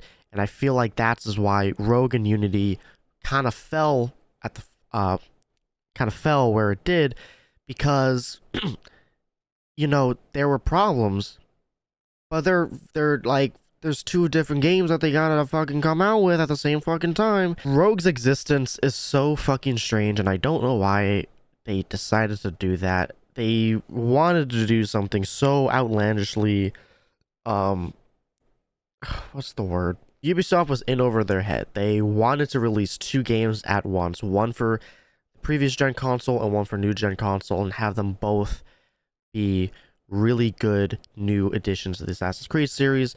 But instead, we have Rogue and we have Unity, and we all know what went down. It didn't work out, and I feel like if Rogue had its time to shine and Unity had its time to shine, both games would have, one, worked a lot better, two, you know, probably would have been remembered more for what they should have been, and not what is Rogue and why is Unity broken. Speaking of Unity, I'm gonna also put it in is okay. Kinda wanted to bump it up to good solely for the co-op when it worked. But I'm gonna put it in is okay merely because I'm gonna put it in is okay merely because all of the bugs that still exist in the game, and also the many other problems. This game is still somewhat broken in today's standards. Not as broken as when it first released. Holy shit. Co-op works when it wants to work. With two people, it works fairly okay. When I say fairly okay, I mean there are still some bugs in it where Bryce was saying, oh yeah, I'm on the roof, and then I see him and he's just sitting on the ground, and that's just because the game can't keep up with two people. Granted, I tried playing Unity years ago with three people, and the game crashed when you added a third person. So, Assassin's Creed co-op sounds like a really good idea, and again, if it had more time in the oven, it probably could have been a really good fucking time, and all the bugs and kinks could have been aired out, and maybe they could have ended the story differently. But again, Unity, Rogue at the same time hindered it, and now they are both is okay. So that's where it stands. The story could have been really good, and I was interested in the story until the ending where it all kind of just falls apart and leaves so many questions left unanswered. But I don't think there's any DLC for Unity, as far as I know. I might be wrong, and they might have, you know, continued on and did all this and explained all the questions away. But as it stands alone, without DLC to save it, again, you should not have DLC to save your ass. You should not have side missions to save your ass. The main campaign should tell a cohesive story. And for the most part, it did. Until you get kicked out of the Assassins, and then all hell breaks loose with the story. You put on your robes back, but are you assassin again? I don't fucking know, because you don't speak with the Assassins again. You finally catch up with the guy, and, you know, he's I don't know what they called it, but he's like a special guy, and it was one of the main things in Assassin's Creed 4, but it doesn't feel like the same entity. So it's just so it's wonky to say the least. It's okay. It's okay. Yeah, Unity could have been really good. It could have been one of the best Assassin's Creed experience we've ever had, but instead, it's where it's at right now. Assassin's Creed Syndicate, I'm gonna put nah. Assassin's Creed Syndicate, I don't hate it. I might want to put it in is okay. I'm gonna put it like very low is okay and very high nah. And it's not that it's a bad game, it's just a nothing game. It's a big old nothing sandwich. You bite into it and all you taste is the air particles because there's nothing of essence there. Unity fucked up and they were like, oh shit, we need to set the fuck back up. Also, Unity stealth sucks. Anyways, back to Syndicate. Syndicate, you know, was kind of like an apology. Like, oh no, we're back, we're back. And no, there was no hiccups. What hiccups were there? But like, it just kind of just feels like it just feels like nothing. They took the good aspects of Unity and they kept it. And then all the bad aspects of Unity, they kind of just reverted back to what they were before. Which makes you question why they even changed it in the first place. And then the story, it's all over the place. There's a bunch of missions that are loosely stringed together because it's not a linear story. You're doing essentially, you know, missions that do have significance, I guess, to the final goal of finding, I think it was the Shroud or some shit. You're doing it all out of order, like whatever order you want, and then like it feels jumbled up because it is jumbled up because you just do whatever. The grappling hook was fun though. Maybe not, should not be in an Assassin's Creed game to be frank. It kind of eliminates a lot of the parkour, which is one of the stepping stones of the Assassin's Creed series. But like, I'm gonna lie. Wait, I'm not gonna lie. I'm gonna lie to you guys. I'm not gonna lie. I use the grappling hook so much times. What is wrong with me today? Well, it's just whatever. And like, so like, that's why I'm like, it's okay, but it's also nah. Like, I'm never going to play Syndicate again unless I want to go and play the Jack the Ripper DLC because I like the Jack the Ripper mystery.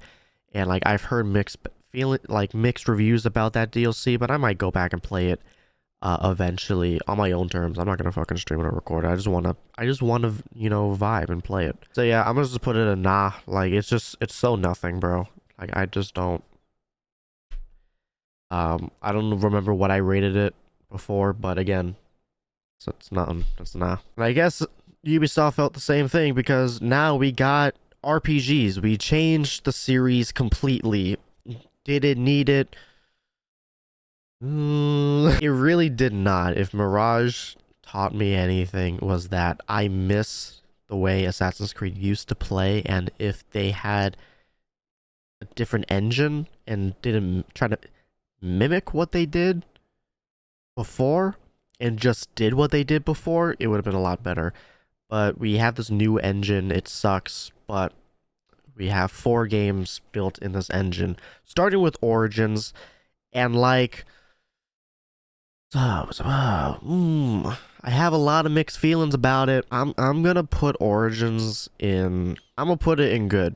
I'll give it the benefit of a doubt. My true feelings is okay, but I feel like deep down there is a really good game in there. Biggest problem is the level lock and not being able to do the main story.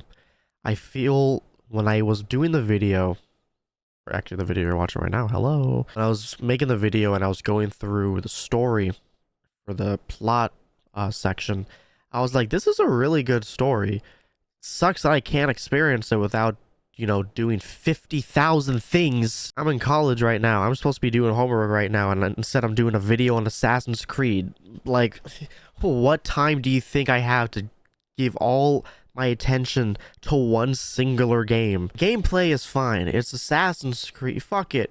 Fuck you. It's going to is okay. Fuck you. I don't care. The story is so good. The story is actually really good, and I really like Bayek. Can't remember his name. Am I ever going to replay it?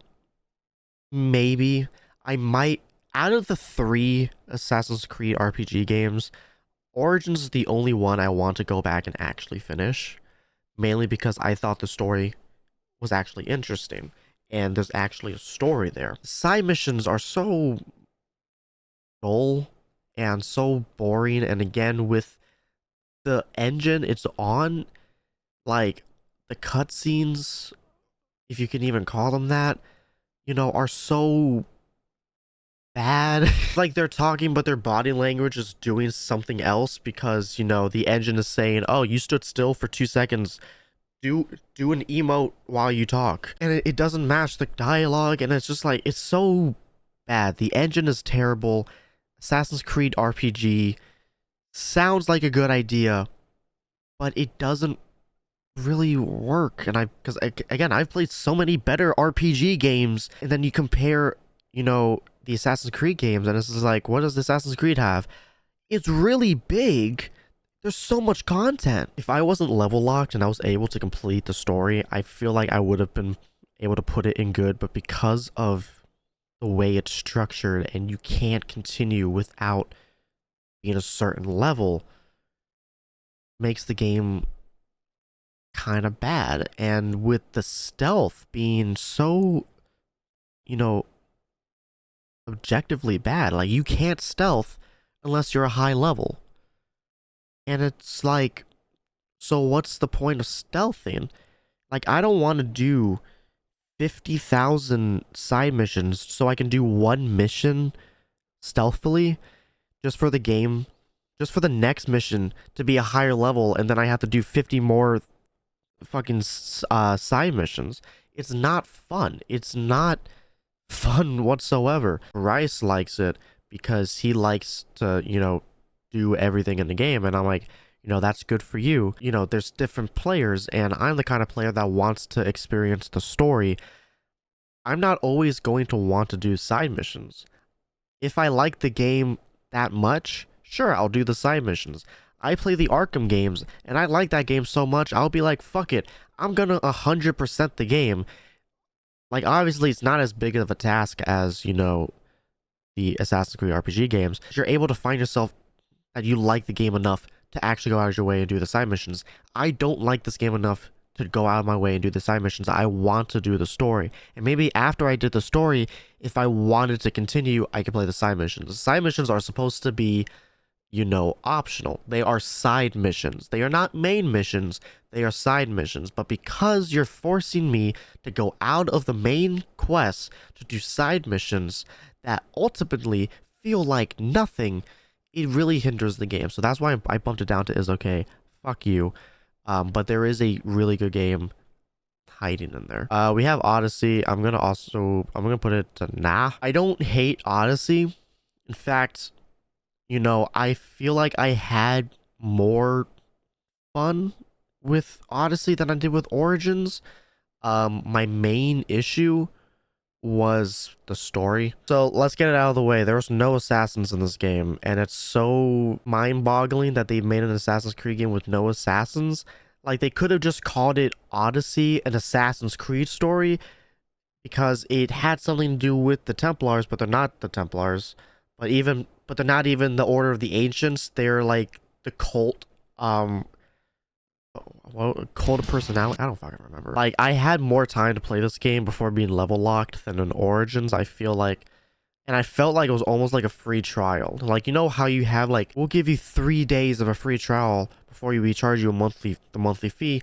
I was able to play through maybe not a good portion to this game standards, but a good few hours worth of gameplay before the game's like, okay, and now you gotta go do side missions. And then I was like, okay, I'm gonna back up. I was able to get really far in the story, or I play the story a lot, maybe not far. There was nothing that made me want to continue playing, because the things I were interested in, like meeting your mother and reuniting with your brother or sister, depending on which gender you chose at the beginning of the game, it didn't, like, the story felt kind of whatever. And I feel like what happens in this game is that you're essentially just doing missions and the story is taking a back seat because they just want to do a really big game. And you can like it, you can not. Bryce likes it, he's stupid, but you know, I'm never going to touch Odyssey again. I'm never going to touch it again. Because I just don't care about it. I know what happens in the story, and the story doesn't interest me enough for me to see it be completed in full. Origins does. Cleopatra and like, what was it, Caesar, and then them turning on you, and then you have to take revenge, and then you eventually create the Brotherhood. Like, that all sounds interesting, and I would love to see that.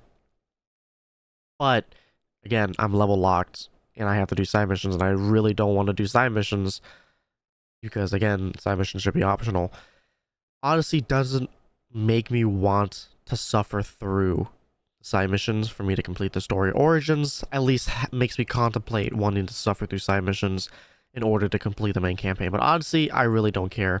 And again, it has nothing to do with like the Assassin Templar lore. Layla, the Layla storyline, I haven't even touched about the modern day storylines in these games. But like, they're non-existent at this point. They just becoming less and less and less integral to the story. Odyssey being one of them. And yeah, Valhalla, bad.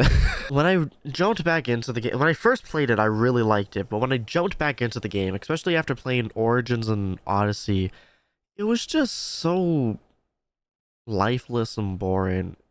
And like, I feel like that just really explains these RPG games. They're just lifeless and boring. And they focus more on becoming, they want to be these big games. They want to be so big and like the biggest games ever. But we're not really focusing on the story. And then like the story itself, it kind of sucks. You're Vikings and I think you want to overthrow a king. The stuff with Basim, where he thinks, or maybe he actually is the re-embodiment of Loki.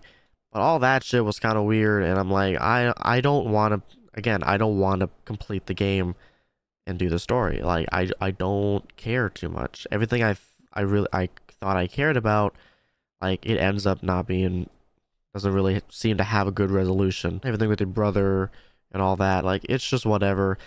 Doing all the alliances is so tedious and boring, and it's essentially 15-20 mini campaigns that you're all doing, but you're going to forget about them the second you go into this next campaign, and it's just like, what's the point of doing it? And it's so boring and useless, and it's just, I don't ever want to play Valhalla again. I'm so happy now that I'm coming out with this video. I will never have to touch Valhalla again. I always felt like I wanted to beat it, but then after looking at the campaign, the story, I was just like, well, I don't care. I really don't care. So Valhalla, I don't want to touch it again. Odyssey, I don't want to touch it again. Origins, I might tickle it a little bit. RPG games left a bad taste in my mouth. I really did not like them.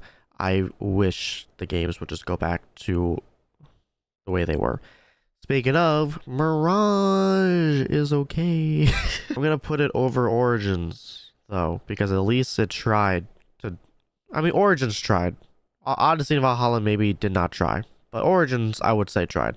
Mirage tried to go back to how it used to be, but it's still using this terrible engine that the fucking new RPG games are using. So they're using the RPG engine that they created to try to mimic their older games, and it's just like it's a shell of what it's trying to be, but it's not fully there yet because it's held back by this engine, and it's just like, ugh. The story is fine. I wouldn't say it's like really good. Like, it's just, you know, it's a story, it serves its purpose, and it leads into Valhalla. I would say that it leads into Valhalla. Like, it's okay. That's what I'm like. If they fully went towards, you know, we're going back to Assassin's Creed the way it was, like it was, you know, I feel like it would be really good. But again, it's just a shell of what it's trying to be, and like, it could be better, but it could have been a lot worse. And so that's why it's okay. because is okay. Like, it's just kind of in the middle ground that at least they're trying to please the fans, but it's not all the way there. It's still, you know, not a boring game, but it's just a bleh. It's meh. It's a meh game. But at least it's a step in the right direction. But I feel like because of how it ultimately failed, they might turn away. So we'll see what happens after Assassin's Creed Shadow, which is already having a bumpy release, and it's not even released yet. So we'll see what happens with the newest game, which I think is an RPG game, but it's also a new engine. I heard if it's a new engine, I'm gonna go in with an open mind, and I'll be like, okay, let's see how a new Assassin's Creed RPG game, taste in my mouth. So yeah, that's my tier list. I wouldn't say there's a clear bias because we have some of the pre-RPG games in the middle, and then we have all the RPG games are in the middle or bad. So, and there's the other games that I'm not gonna play ever, probably. Who knows? So yeah. Back to the video. And lastly, I wanted to invite a good friend of mine who also played through the entire series and has opinions of his own. And yes, he's the one that really likes Odyssey. And I wanted to ask him why God made him this way. Anyways, here's this gay guy. Look fucking sexy, by the way. I know, right? We're going to be going through all the Assassin's Creed games because we have different ideologies when it comes to Assassin's Creed.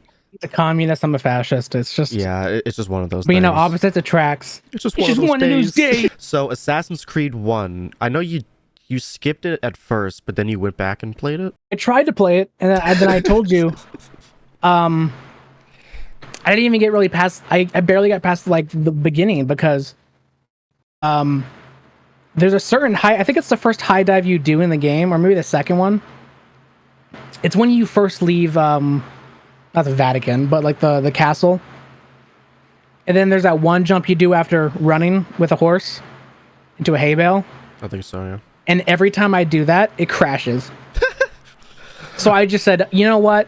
It's prophecy. I'm not playing this game. I'll just have to act like I know it. I mean, to be fair, Assassin's Creed was the first PlayStation 3 game I played. So like the jump in hardware at that point was mind-blowing to me.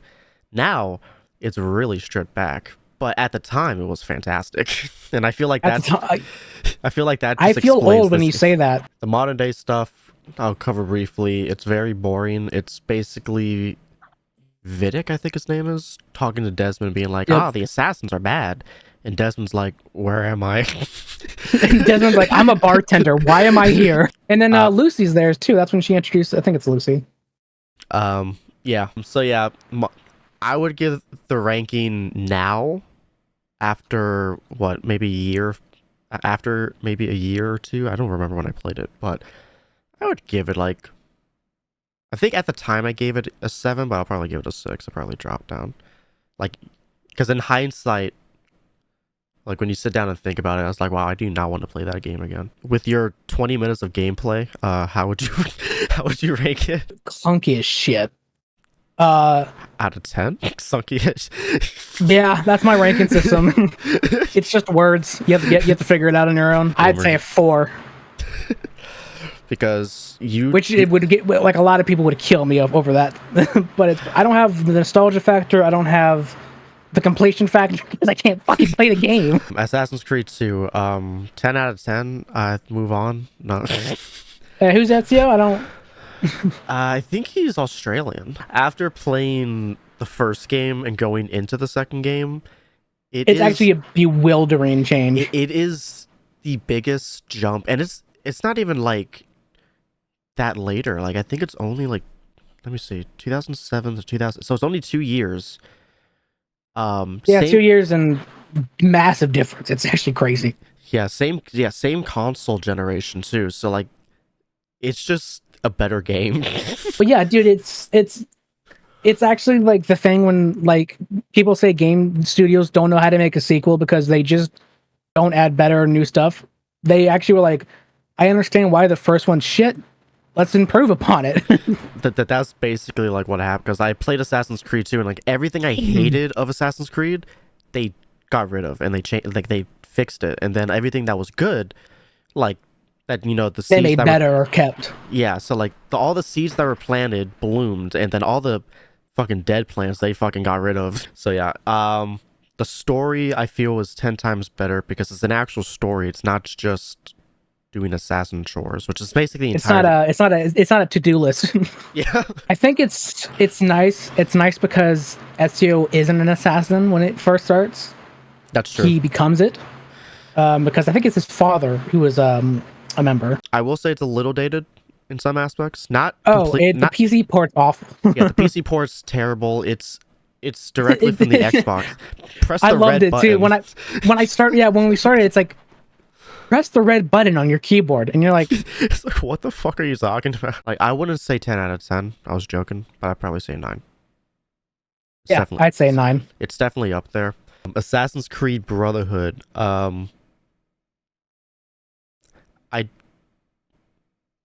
I like it. I don't think it's the best. All right, we're good. Let's move on. He likes it. He likes it, guys. No criticism to my favorite game, please. Thank you. Well, favorite old game, I should say. So yeah, Brotherhood, everything that had to do with like Cesare Borgia and like continuing the story of Assassin's Creed 2, I loved, because that was like He's a great villain. like it was Sister top. stuff is a little, but yeah, I would say he's the best villain out of the old games. I hate the French in every single game. I feel like every game. Which is funny because every Civ game. No, actually, no, you're right. I thought it was a Civ game where you played as France, but no, you play as Germany, so you can kill France. I will give it an 8 out of 10. Gameplay wise, it's fucking awesome. I feel like gameplay wise, it's upgraded from Assassin's Creed 2. It's better than Assassin's Creed 2 in that aspect. But story wise, It's, yeah. Even though I say this is my favorite old game, that's purely nostalgia. It's probably Assassin's Creed 2, realistically. Because to be honest, I don't remember a lot about this game. I do remember the guy being angry about the French, and it's because his wife's gone. in 2 in Brotherhood, Michelangelo. Oh yeah, No. not Michelangelo. Fucking Leonardo DiCaprio. Da Vinci. Yeah. Oh yeah, he's in this game. He's chasing after all the children. Like, are you under 25? Are you under 25? Oh no. Okay, never mind. Oh yeah. I don't know why I said children. I don't. Yeah. Okay. No, that's Uncle Vinny. That's a different villain. Yeah. That's a different Assassin's Creed villain.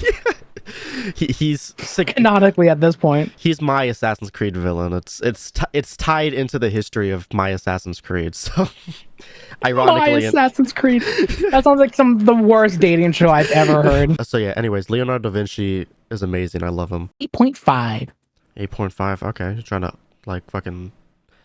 Oh yeah, 100% went up in you, dude. It's easy. Revelations is like a mixed bag because I love Revelations. I really, really liked it. And for a minute, I was gonna be like, is it my new favorite game? Even though it's like it might be the weakest out of the Ezio trilogy because it has That's the weirdest thing. It's such a good game, but it has nothing to do with the trilogy. It does feel the most out of the way. It's where it's just like, this could have. You didn't have to include this one. Like when it tied into the Ezio trilogy, like character-wise, it had a lot to do because Ezio's old. He at the end of the game he retires. Story-wise, it's so random. Like you're going to the Ottoman Empire, and then like the Emperor Sultan. I don't know what Sultan. Everyone has a different word for leader. So like it's probably I had probably the most fun in Revelations, and that's why I like remember it so fondly. But yeah, I agree. So I put Brotherhood and Revelations around the same thing, but like looking back at it, I'd probably give it an 8 out of 10. I think at the time I gave it a 9, and I feel like that was a little too high. So like I'd probably drop it to an 8 because I'm like, it's good. It's really fun, but not the best one. Revelations is a hard spot for me. It's one of those games I where do it's like good, but like it's not the best, but like it's better than like it's something that you can't describe of what's wrong with it. It just isn't there. yeah. I think it's the issue of because it is tied to the other Ezio games. Because of that connection, it falls. Yeah. Because you go, oh, it's not as good as Brotherhood or the original. I think if it was its own standalone game with its own antagonist or protagonist, it'd probably be one of the better games. I'm gonna say an 8. All right. So yeah, Assassin's Creed 3, my favorite Assassin's Creed, and it's saying that back then would probably be like the black sheep, especially like, you know, after Ezio, before Black Flag is like, oh, Assassin's Creed 3 kind of sucks, but then like after like what the series has gone through, people kind of went back to Assassin's Creed 3. It's like, oh, I miss Assassin's Creed 3. I'm like, fuck you. I always loved Assassin's Creed 3. I love the newest, like the old Assassin's Creed fans, because they love switching it up of what they like and hate. Once, because like it starts really good, and then it halts because you're not an assassin. Like you're this really powerful. Because you have to. They start the story, and then they build a story, and then they kill that story, and then they start a new one, and you're like, yeah, like they drop Hatham. Like you eventually come back to Hatham, like with Connor, but like they kind of halt it, and like yeah, that middle section is kind of rough. But when it picks up again, like I remember being like, holy shit, this game is just not slowing down, and I love it. But yeah, but story-wise, I feel, other than the halts in pacing, was the strongest story because it went really in depth into the Assassin and Templar story, the war. Because like you, with Hatham, he's just like, look, we want the same thing as you. Y'all just want it differently. Yeah, like we want total control. Our methods are different. There was no theological debate between the two groups in the previous games, and like it was just your assassin kill Templar. That's how world works. And then Lafayette's in the game. Then all I can think about was Lafayette. I was like, why is he not rapping in this game? Like, why? He's fucking friendly. Why is he not black?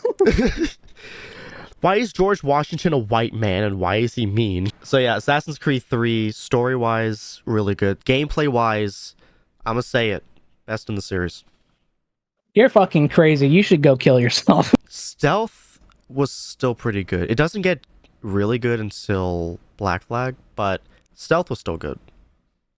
What are your thoughts about this game? You didn't really... I'm just going off about how much I love it. I'll be honest. It's aight. Fucking kill yourself. I think my issue is that I honestly can't remember much of it. I remember he has a black surrogate father, and he dies in the like somewhere near the end of the game from being an old black guy. That dude with the cane.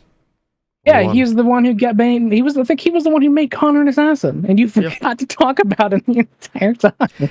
To be fair, that's whitewashing, by the way. He makes a return in the road. Achilles Davenport. That's what his name is. Yeah, Achilles. That's what I said. Don't act like you care. You can't do that, bro. Achilles. Forget to talk about it in the entire story, and then I say his name. Oh, no. I love that dude. So yeah, Assassin's Creed 3 is my favorite. The modern day stuff is at its top tier. The story is top tier. Gameplay, combat for me is top tier. Stealth is good. It's, you know, good. It's good stealth.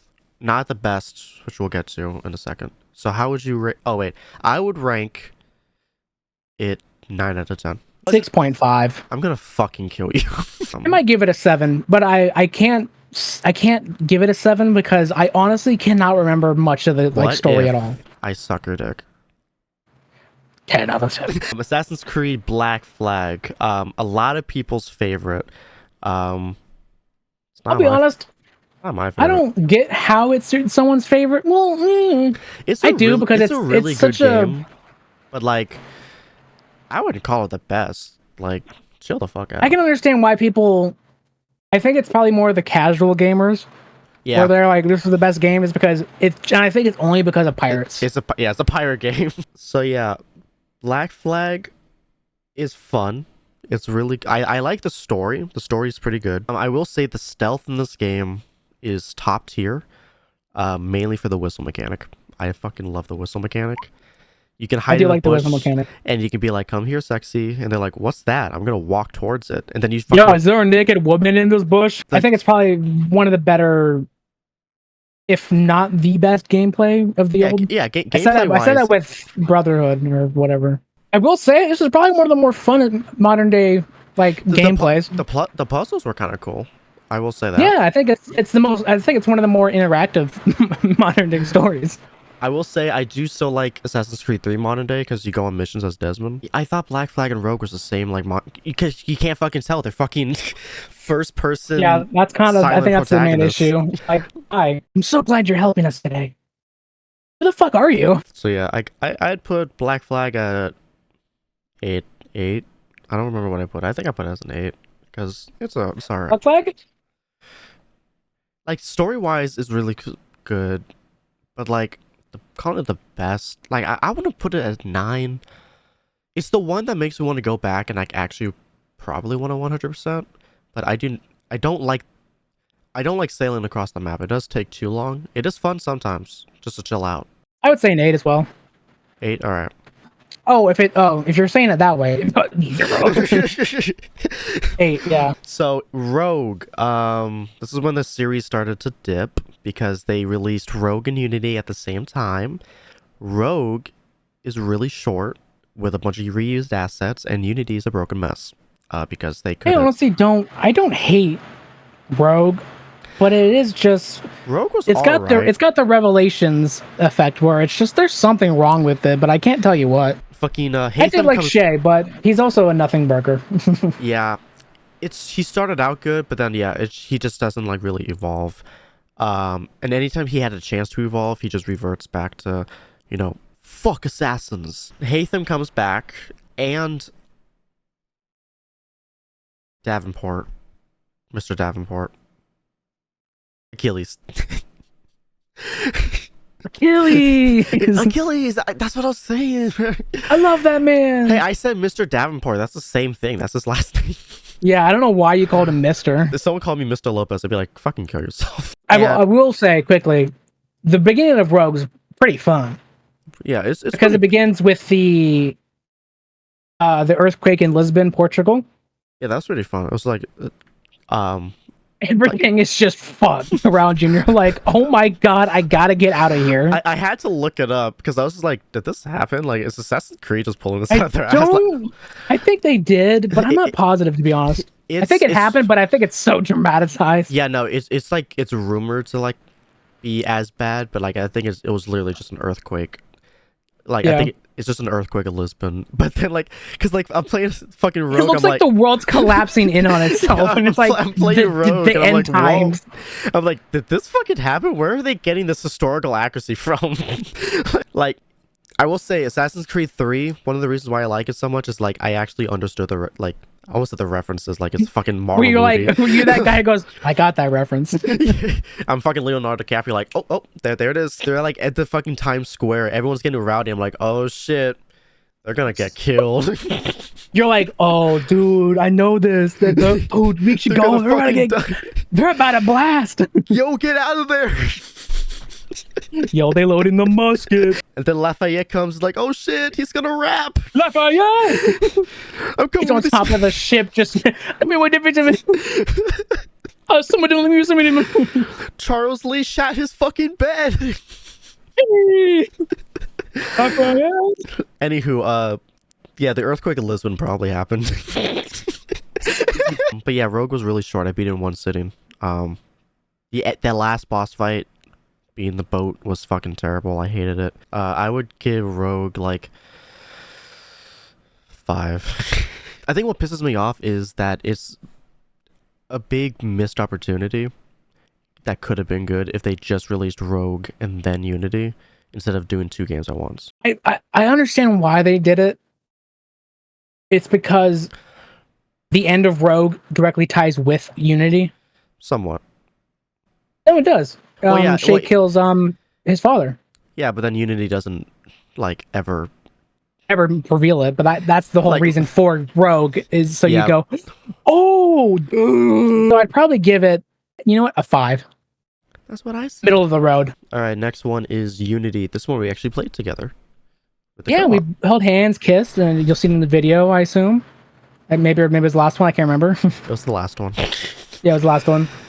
I split it. It was originally supposed to be split into like the different like modern day storylines, but then the second game was just like It's too confusing. It's just like, what the second fuck's happening? like I originally was gonna call it the player trilogy, and then I was just like, no, it's the Helix because there's no player. The player just keeps fucking changing. I don't know what's going on. So my main problem with the Unity is the story was very promising, but then it kind of just goes off the rails. And there was a story that was written like perfectly handed to them on a silver plate. Arnold gets revenge on Shay.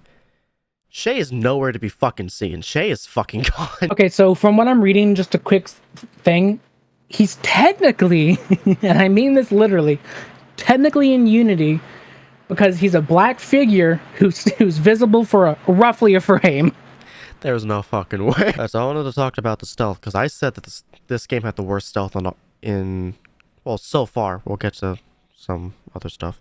I think it's not the stealth's problem. I think it's the AI and just how fucking broken the game is. Maybe the AI had a hand in it. Like I like the last how when they last see you, it shows that thing. So like they check out that area. That's helpful. That's a good implementation. The ghost or whatever. My main thing is that they removed the whistling, and usually that wouldn't be too bad because before Black Flag there was no whistling. Well, to be fair, French people don't know how to whistle. That is true. They're fucking retarded. They go. That's why I fucking wiped them out in Civilization 5. 100%. Love that. Killed the French. Anytime I see fucking Napoleon, I'm like, get the fuck off my screen. I've never seen Brennan hate Napoleon more than I've seen him in Civ. It's crazy. It's so. And every time we play it, I don't know how, but Napoleon's always next door to him. Always. He's always next door, and then every time I play it, he always death wars, and he almost always dies because he does it like immediately. So, anyways, Unity, no whistling, and usually whistling wouldn't be bad because earlier games didn't have it, but the way the guards are set up, the level design is set up, it is impossible to get to one guard without being spotted by another guard. And unless you have projectiles, you cannot do it.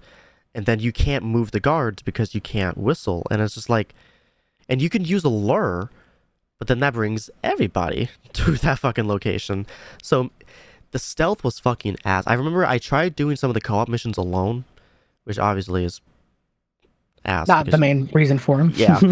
But like, it should at least still be possible, if not really difficult. No, it's impossible. You need at least two guys to knock out one guy and knock out the other. It was just fucking French, bro. So yeah, how would you rate the story and gameplay? The first time I played it, I didn't like it, obviously. But after I played it again, and I just kind of and when we first, I think it was all four of us tried to do the co-op. Yeah, we played through the first three. Fucking, it was awful. So yeah, like the co-op was actually really fun, and that was like my probably favorite part of this game was literally just the co-op. We never finished it. Yeah, but maybe did we not? I thought we did. Anywho, I gave it a B on my tier list, which is on the same level as Assassin's Creed 3. So whatever I gave that one. Let's see. I put Unity. Okay, well, my tier list is kind of different. Mine goes GOAT, very good, good, is okay, nah, bad, very bad, and then not played. I put Unity in is okay, so probably, I think that's C tier, because GOAT is S tier. Mine's B. I like good. So, I liked it. Yeah, I would probably, I think the reason I rate it so high is because the parkour is just so fucking good. So yeah, I gave Unity C tier. I'd give it a 7. Like, it was alright. I think it's a 7, yeah. So yeah, Syndicate is a game that exists. It kind of just happens, and you play it. Yeah, I didn't really care about it. Something I wish all the RPG ones took from Syndicate was the assassinations. Oh yeah, the special assassinations. Yeah, those were I always did them because they were just so fun. I mean, because it was also in Unity, but in Unity it was so like hard to do because Oh you yeah, it had, was in Unity. That yeah. but it was like so you had to be at the right place at the right time. Syndicate made it like actually like you can actually do it. I mean this in the nicest way possible. It was very ugly because you're in England in the industrial era. It's supposed to look ugly, but it looked really ugly. 1868. Wow. So yeah, the story didn't really do anything until the very end where like I don't like you anymore, and then they split because I guess so. And then at Sister, sibling rivalry. You know, just how it is. it was like literally it was right before the last mission. We're like I don't like you anymore. After this, we're breaking up. And then they do the last mission. They're like, you know what? We make a good team. And then that's it. And then like, they made out. yeah, I did not like Syndicate. So I think I don't know if I rated it a 5 or a 6, but I'm gonna give it a 5. Like as of now, like thinking back to on it, my little sheet, I gave it a C because it's just mediocre. I gave it a nah. Like that's one game. Like I beat it. I'm like I'm never playing this again. The only time I want to is to do the Jack the Ripper DLC because I like that. I like the Jack That the one Ripper that, mythos. that is the good rip And- DLC. So Origins, I put in my tier list as is okay. Oh, It's a good game. oh, It's a good game. bro, you're gonna hate Valhalla. Origins, deep down, is a really good game if it would let me play the main campaign. Yeah, I think that's where just how our gaming philosophy's changed. Because I'm so retarded that I will just do everything. Yeah, you just feel like I have to do everything, and I'm one of those people who's like, I'll do the side missions if I I like. just want game. the story. You know, story. stories out of the new games is Is the best one. probably for the me. best. Like, Yeah. for me, the best one out of the RPGs. It's the best one. You know what? No, yeah, it is the best one. Even though I like Odyssey to death, the story's not great. I do agree with that. It does. You do have to fight to do the story. Origins is the worst offender out of the 3. I will say that the stealth doesn't work unless you're leveled up, which defeats the purpose of the stealth. You cannot kill anybody stealthily unless you're like That's not true. You gotta kill them with the bleed. no, the blade will do like 25% health and then everyone's alerted of your location. It's stupid, and like I can't assassinate without being the high level, and so like You should be rewarded for being able to assassinate an entire group of people without them noticing. I like Origins a lot. I used to think it was the worst out of the 3. But then I played Valhalla a second time and I changed my opinion. It's now the second best. It's honestly really close with Odyssey, to be honest. I will also say it's probably also for Bayek is probably why I like him so much more is because he's actually animated. that Like is he's true. got facial animations. So yeah, I think I gave this game a 7. In Bump that up, motherfucker. It's at least an 8. no, so I think the story carries it overwhelmingly. The story is, I would say, it was really good. I gave it an A, which is on the same level as Brotherhood and Black Flag. Okay, well, let's go into Odyssey then. People are gonna hate my guts for this opinion. Oh yeah, no. You are definitely in the minority. I mean, I do see some. I'm white. I'm never in the minority. I will say I have seen a lot of support for Odyssey. Yeah, it's because it's Because fucking of Valhalla. Assassin's Creed fans or fucking Star Wars fans. once there's something worse that comes out, they're like, I can't. The greats. Oh my god, Odyssey. But here's what I put for Odyssey. I put it in nah, which is D tier. It's S tier. It's literally on the same par with Assassin's Creed 2 for me. Well, that's crazy because I put fucking Assassin's Creed 3 in S tier. So That is crazy, honestly. That's great. It's actually crazy. I can't explain to you how much I love this game. do you like The the time story, period? I'll be honest. I think I am, because I'm such a That is- Greco head. That is probably because I like the American Revolution setting. I am such a Greece head that I think it might be the same thing. Zuko, you with know?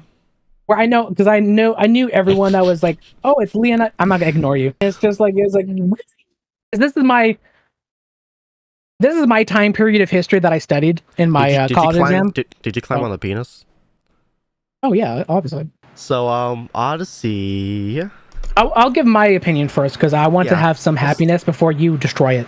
Okay. I'll be honest, Odyssey's story, meh. It's pretty nothing. It's just kind of whatever. But the gameplay, I think it's the most fun. I don't care if it's an Assassin's Creed game at this point. It's just so fucking fun.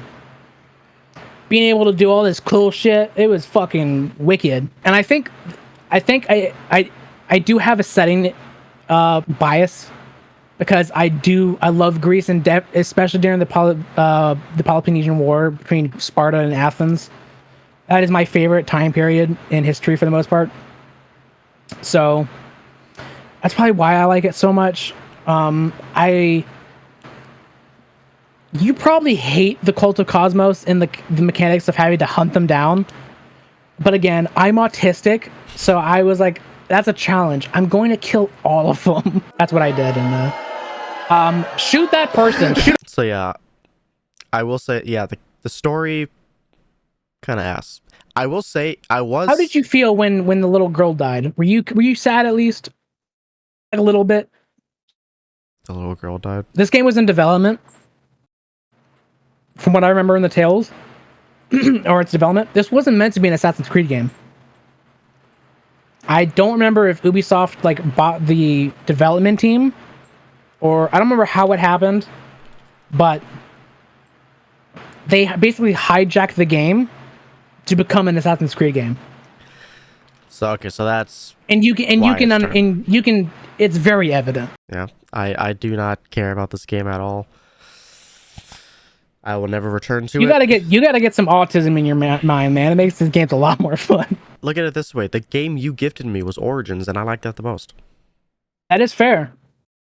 I bought. I got my money's worth, I guess. So yeah, I don't remember what I gave Odyssey. I think I gave it either 5 or 6. I'll give it a 5. That's crazy. You know, Honestly, it's my favorite Assassin's Creed game. I won't say 10. But I can't justifiably call it an Assassin's Creed game. Realistically, because I didn't give 10 to Assassin's Creed 3, and that's my favorite. did I give Assassin's Creed 2 a 9.5? I think I did, right? You just said 9. Fuck. 8.9. But anyways, on to Valhalla. I want to preface this that when the game came out, opening day, I played the fuck out of it. I loved it when it first came out. I was just like, you know what? It was RPGs, not too bad. I probably would have given it like an 8 out of 10 when I first played it. Yeah, maybe not a 10 out of 10, but when I returned to it though.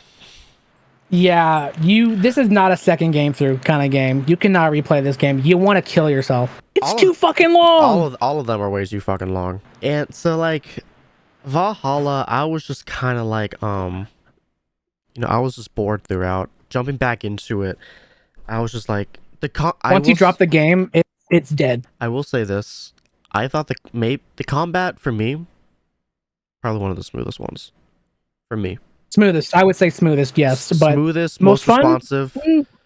Like for me, it all plays the same because they're all RPGs, but Valhalla had the smoothest and most responsive gameplay, which I feel like always was been a problem with Assassin's Creed because sometimes you press buttons and it didn't work. I guess technicality gameplay is not how you feel. Well, I like Odyssey's gameplay more, but that's just because it's my style and I like it. Yeah. But I think Valhalla does have a better gameplay, just because everything's smoother, everything looks better. There's barely any like weird shit happening. But yeah, I didn't. Coming back to it, I was so happy to uninstall Valhalla because I'm like, I can now never touch this game again because I'll make a video of it. I know what happens in the story. I do not care. So, I feel so bad for playing this game again. Valhalla was just, it was not fun to return to. For my tier list, I put it as bad, and I don't know what I rated it, but thinking back to it, I'm gonna give it a 4. I think I have to give it a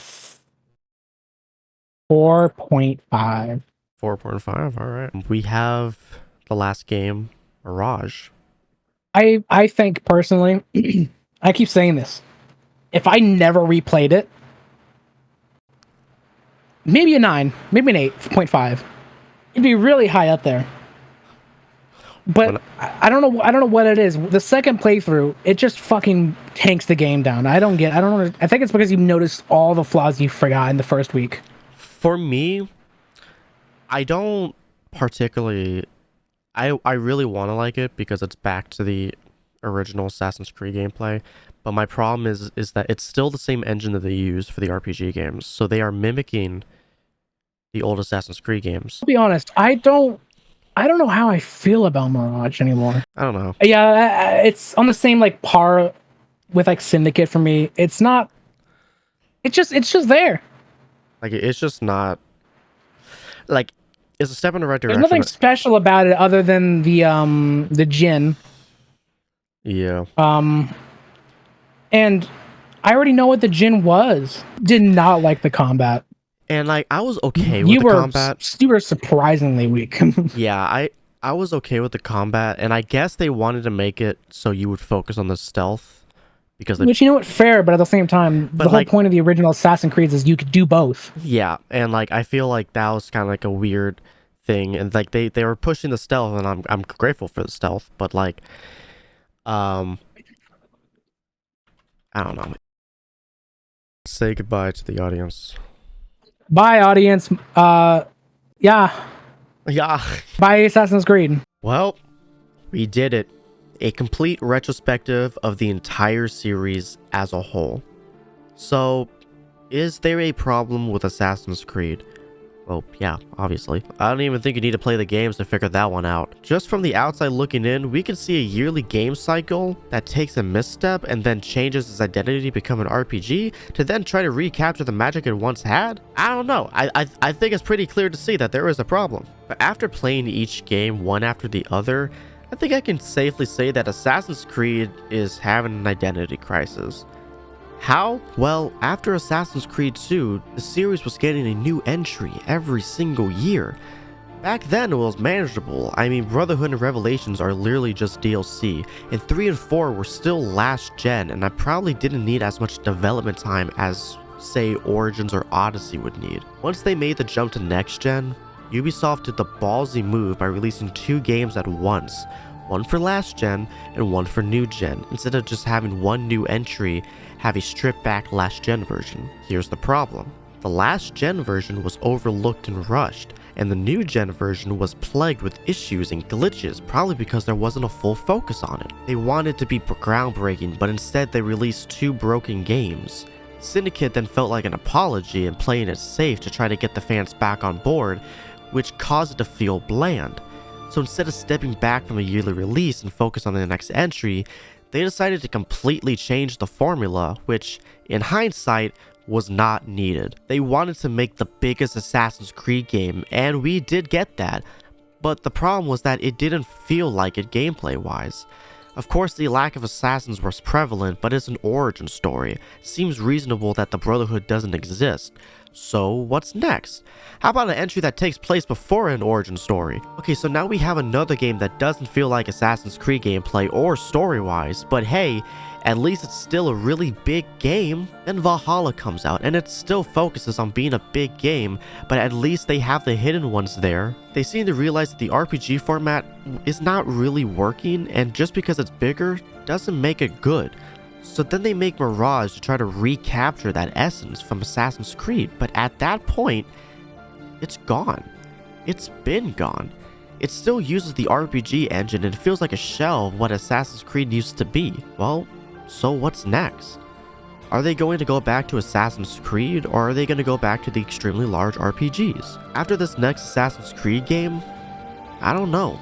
The future of Assassin's Creed is very much in the air, as the modern day story is in a complete shambles, and the games don't even know what they want to be. As someone who's been playing since it was just one game and there was no series, I am very interested to see where the series goes, and hopefully it can find its identity. So, here's to the future of Assassin's Creed.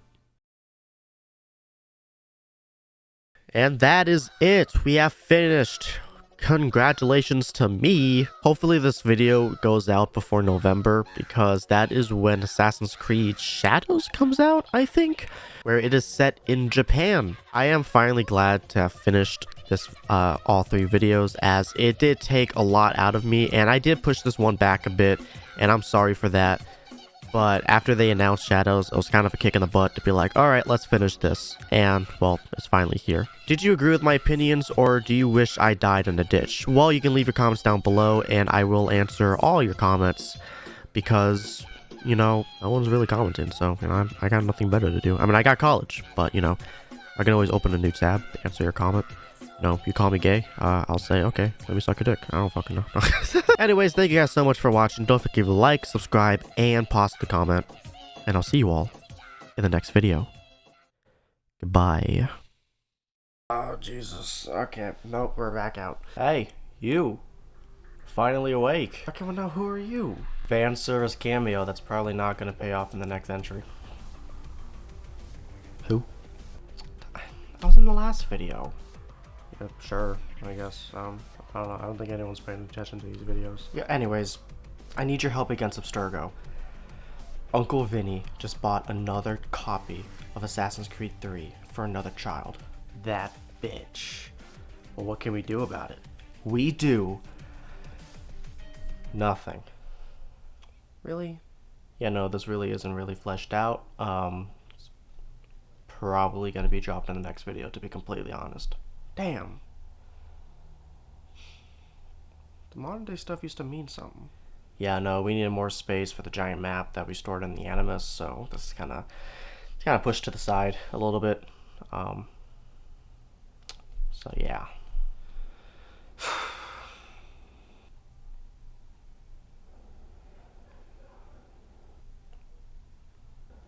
Are we gonna kiss? You're goddamn right.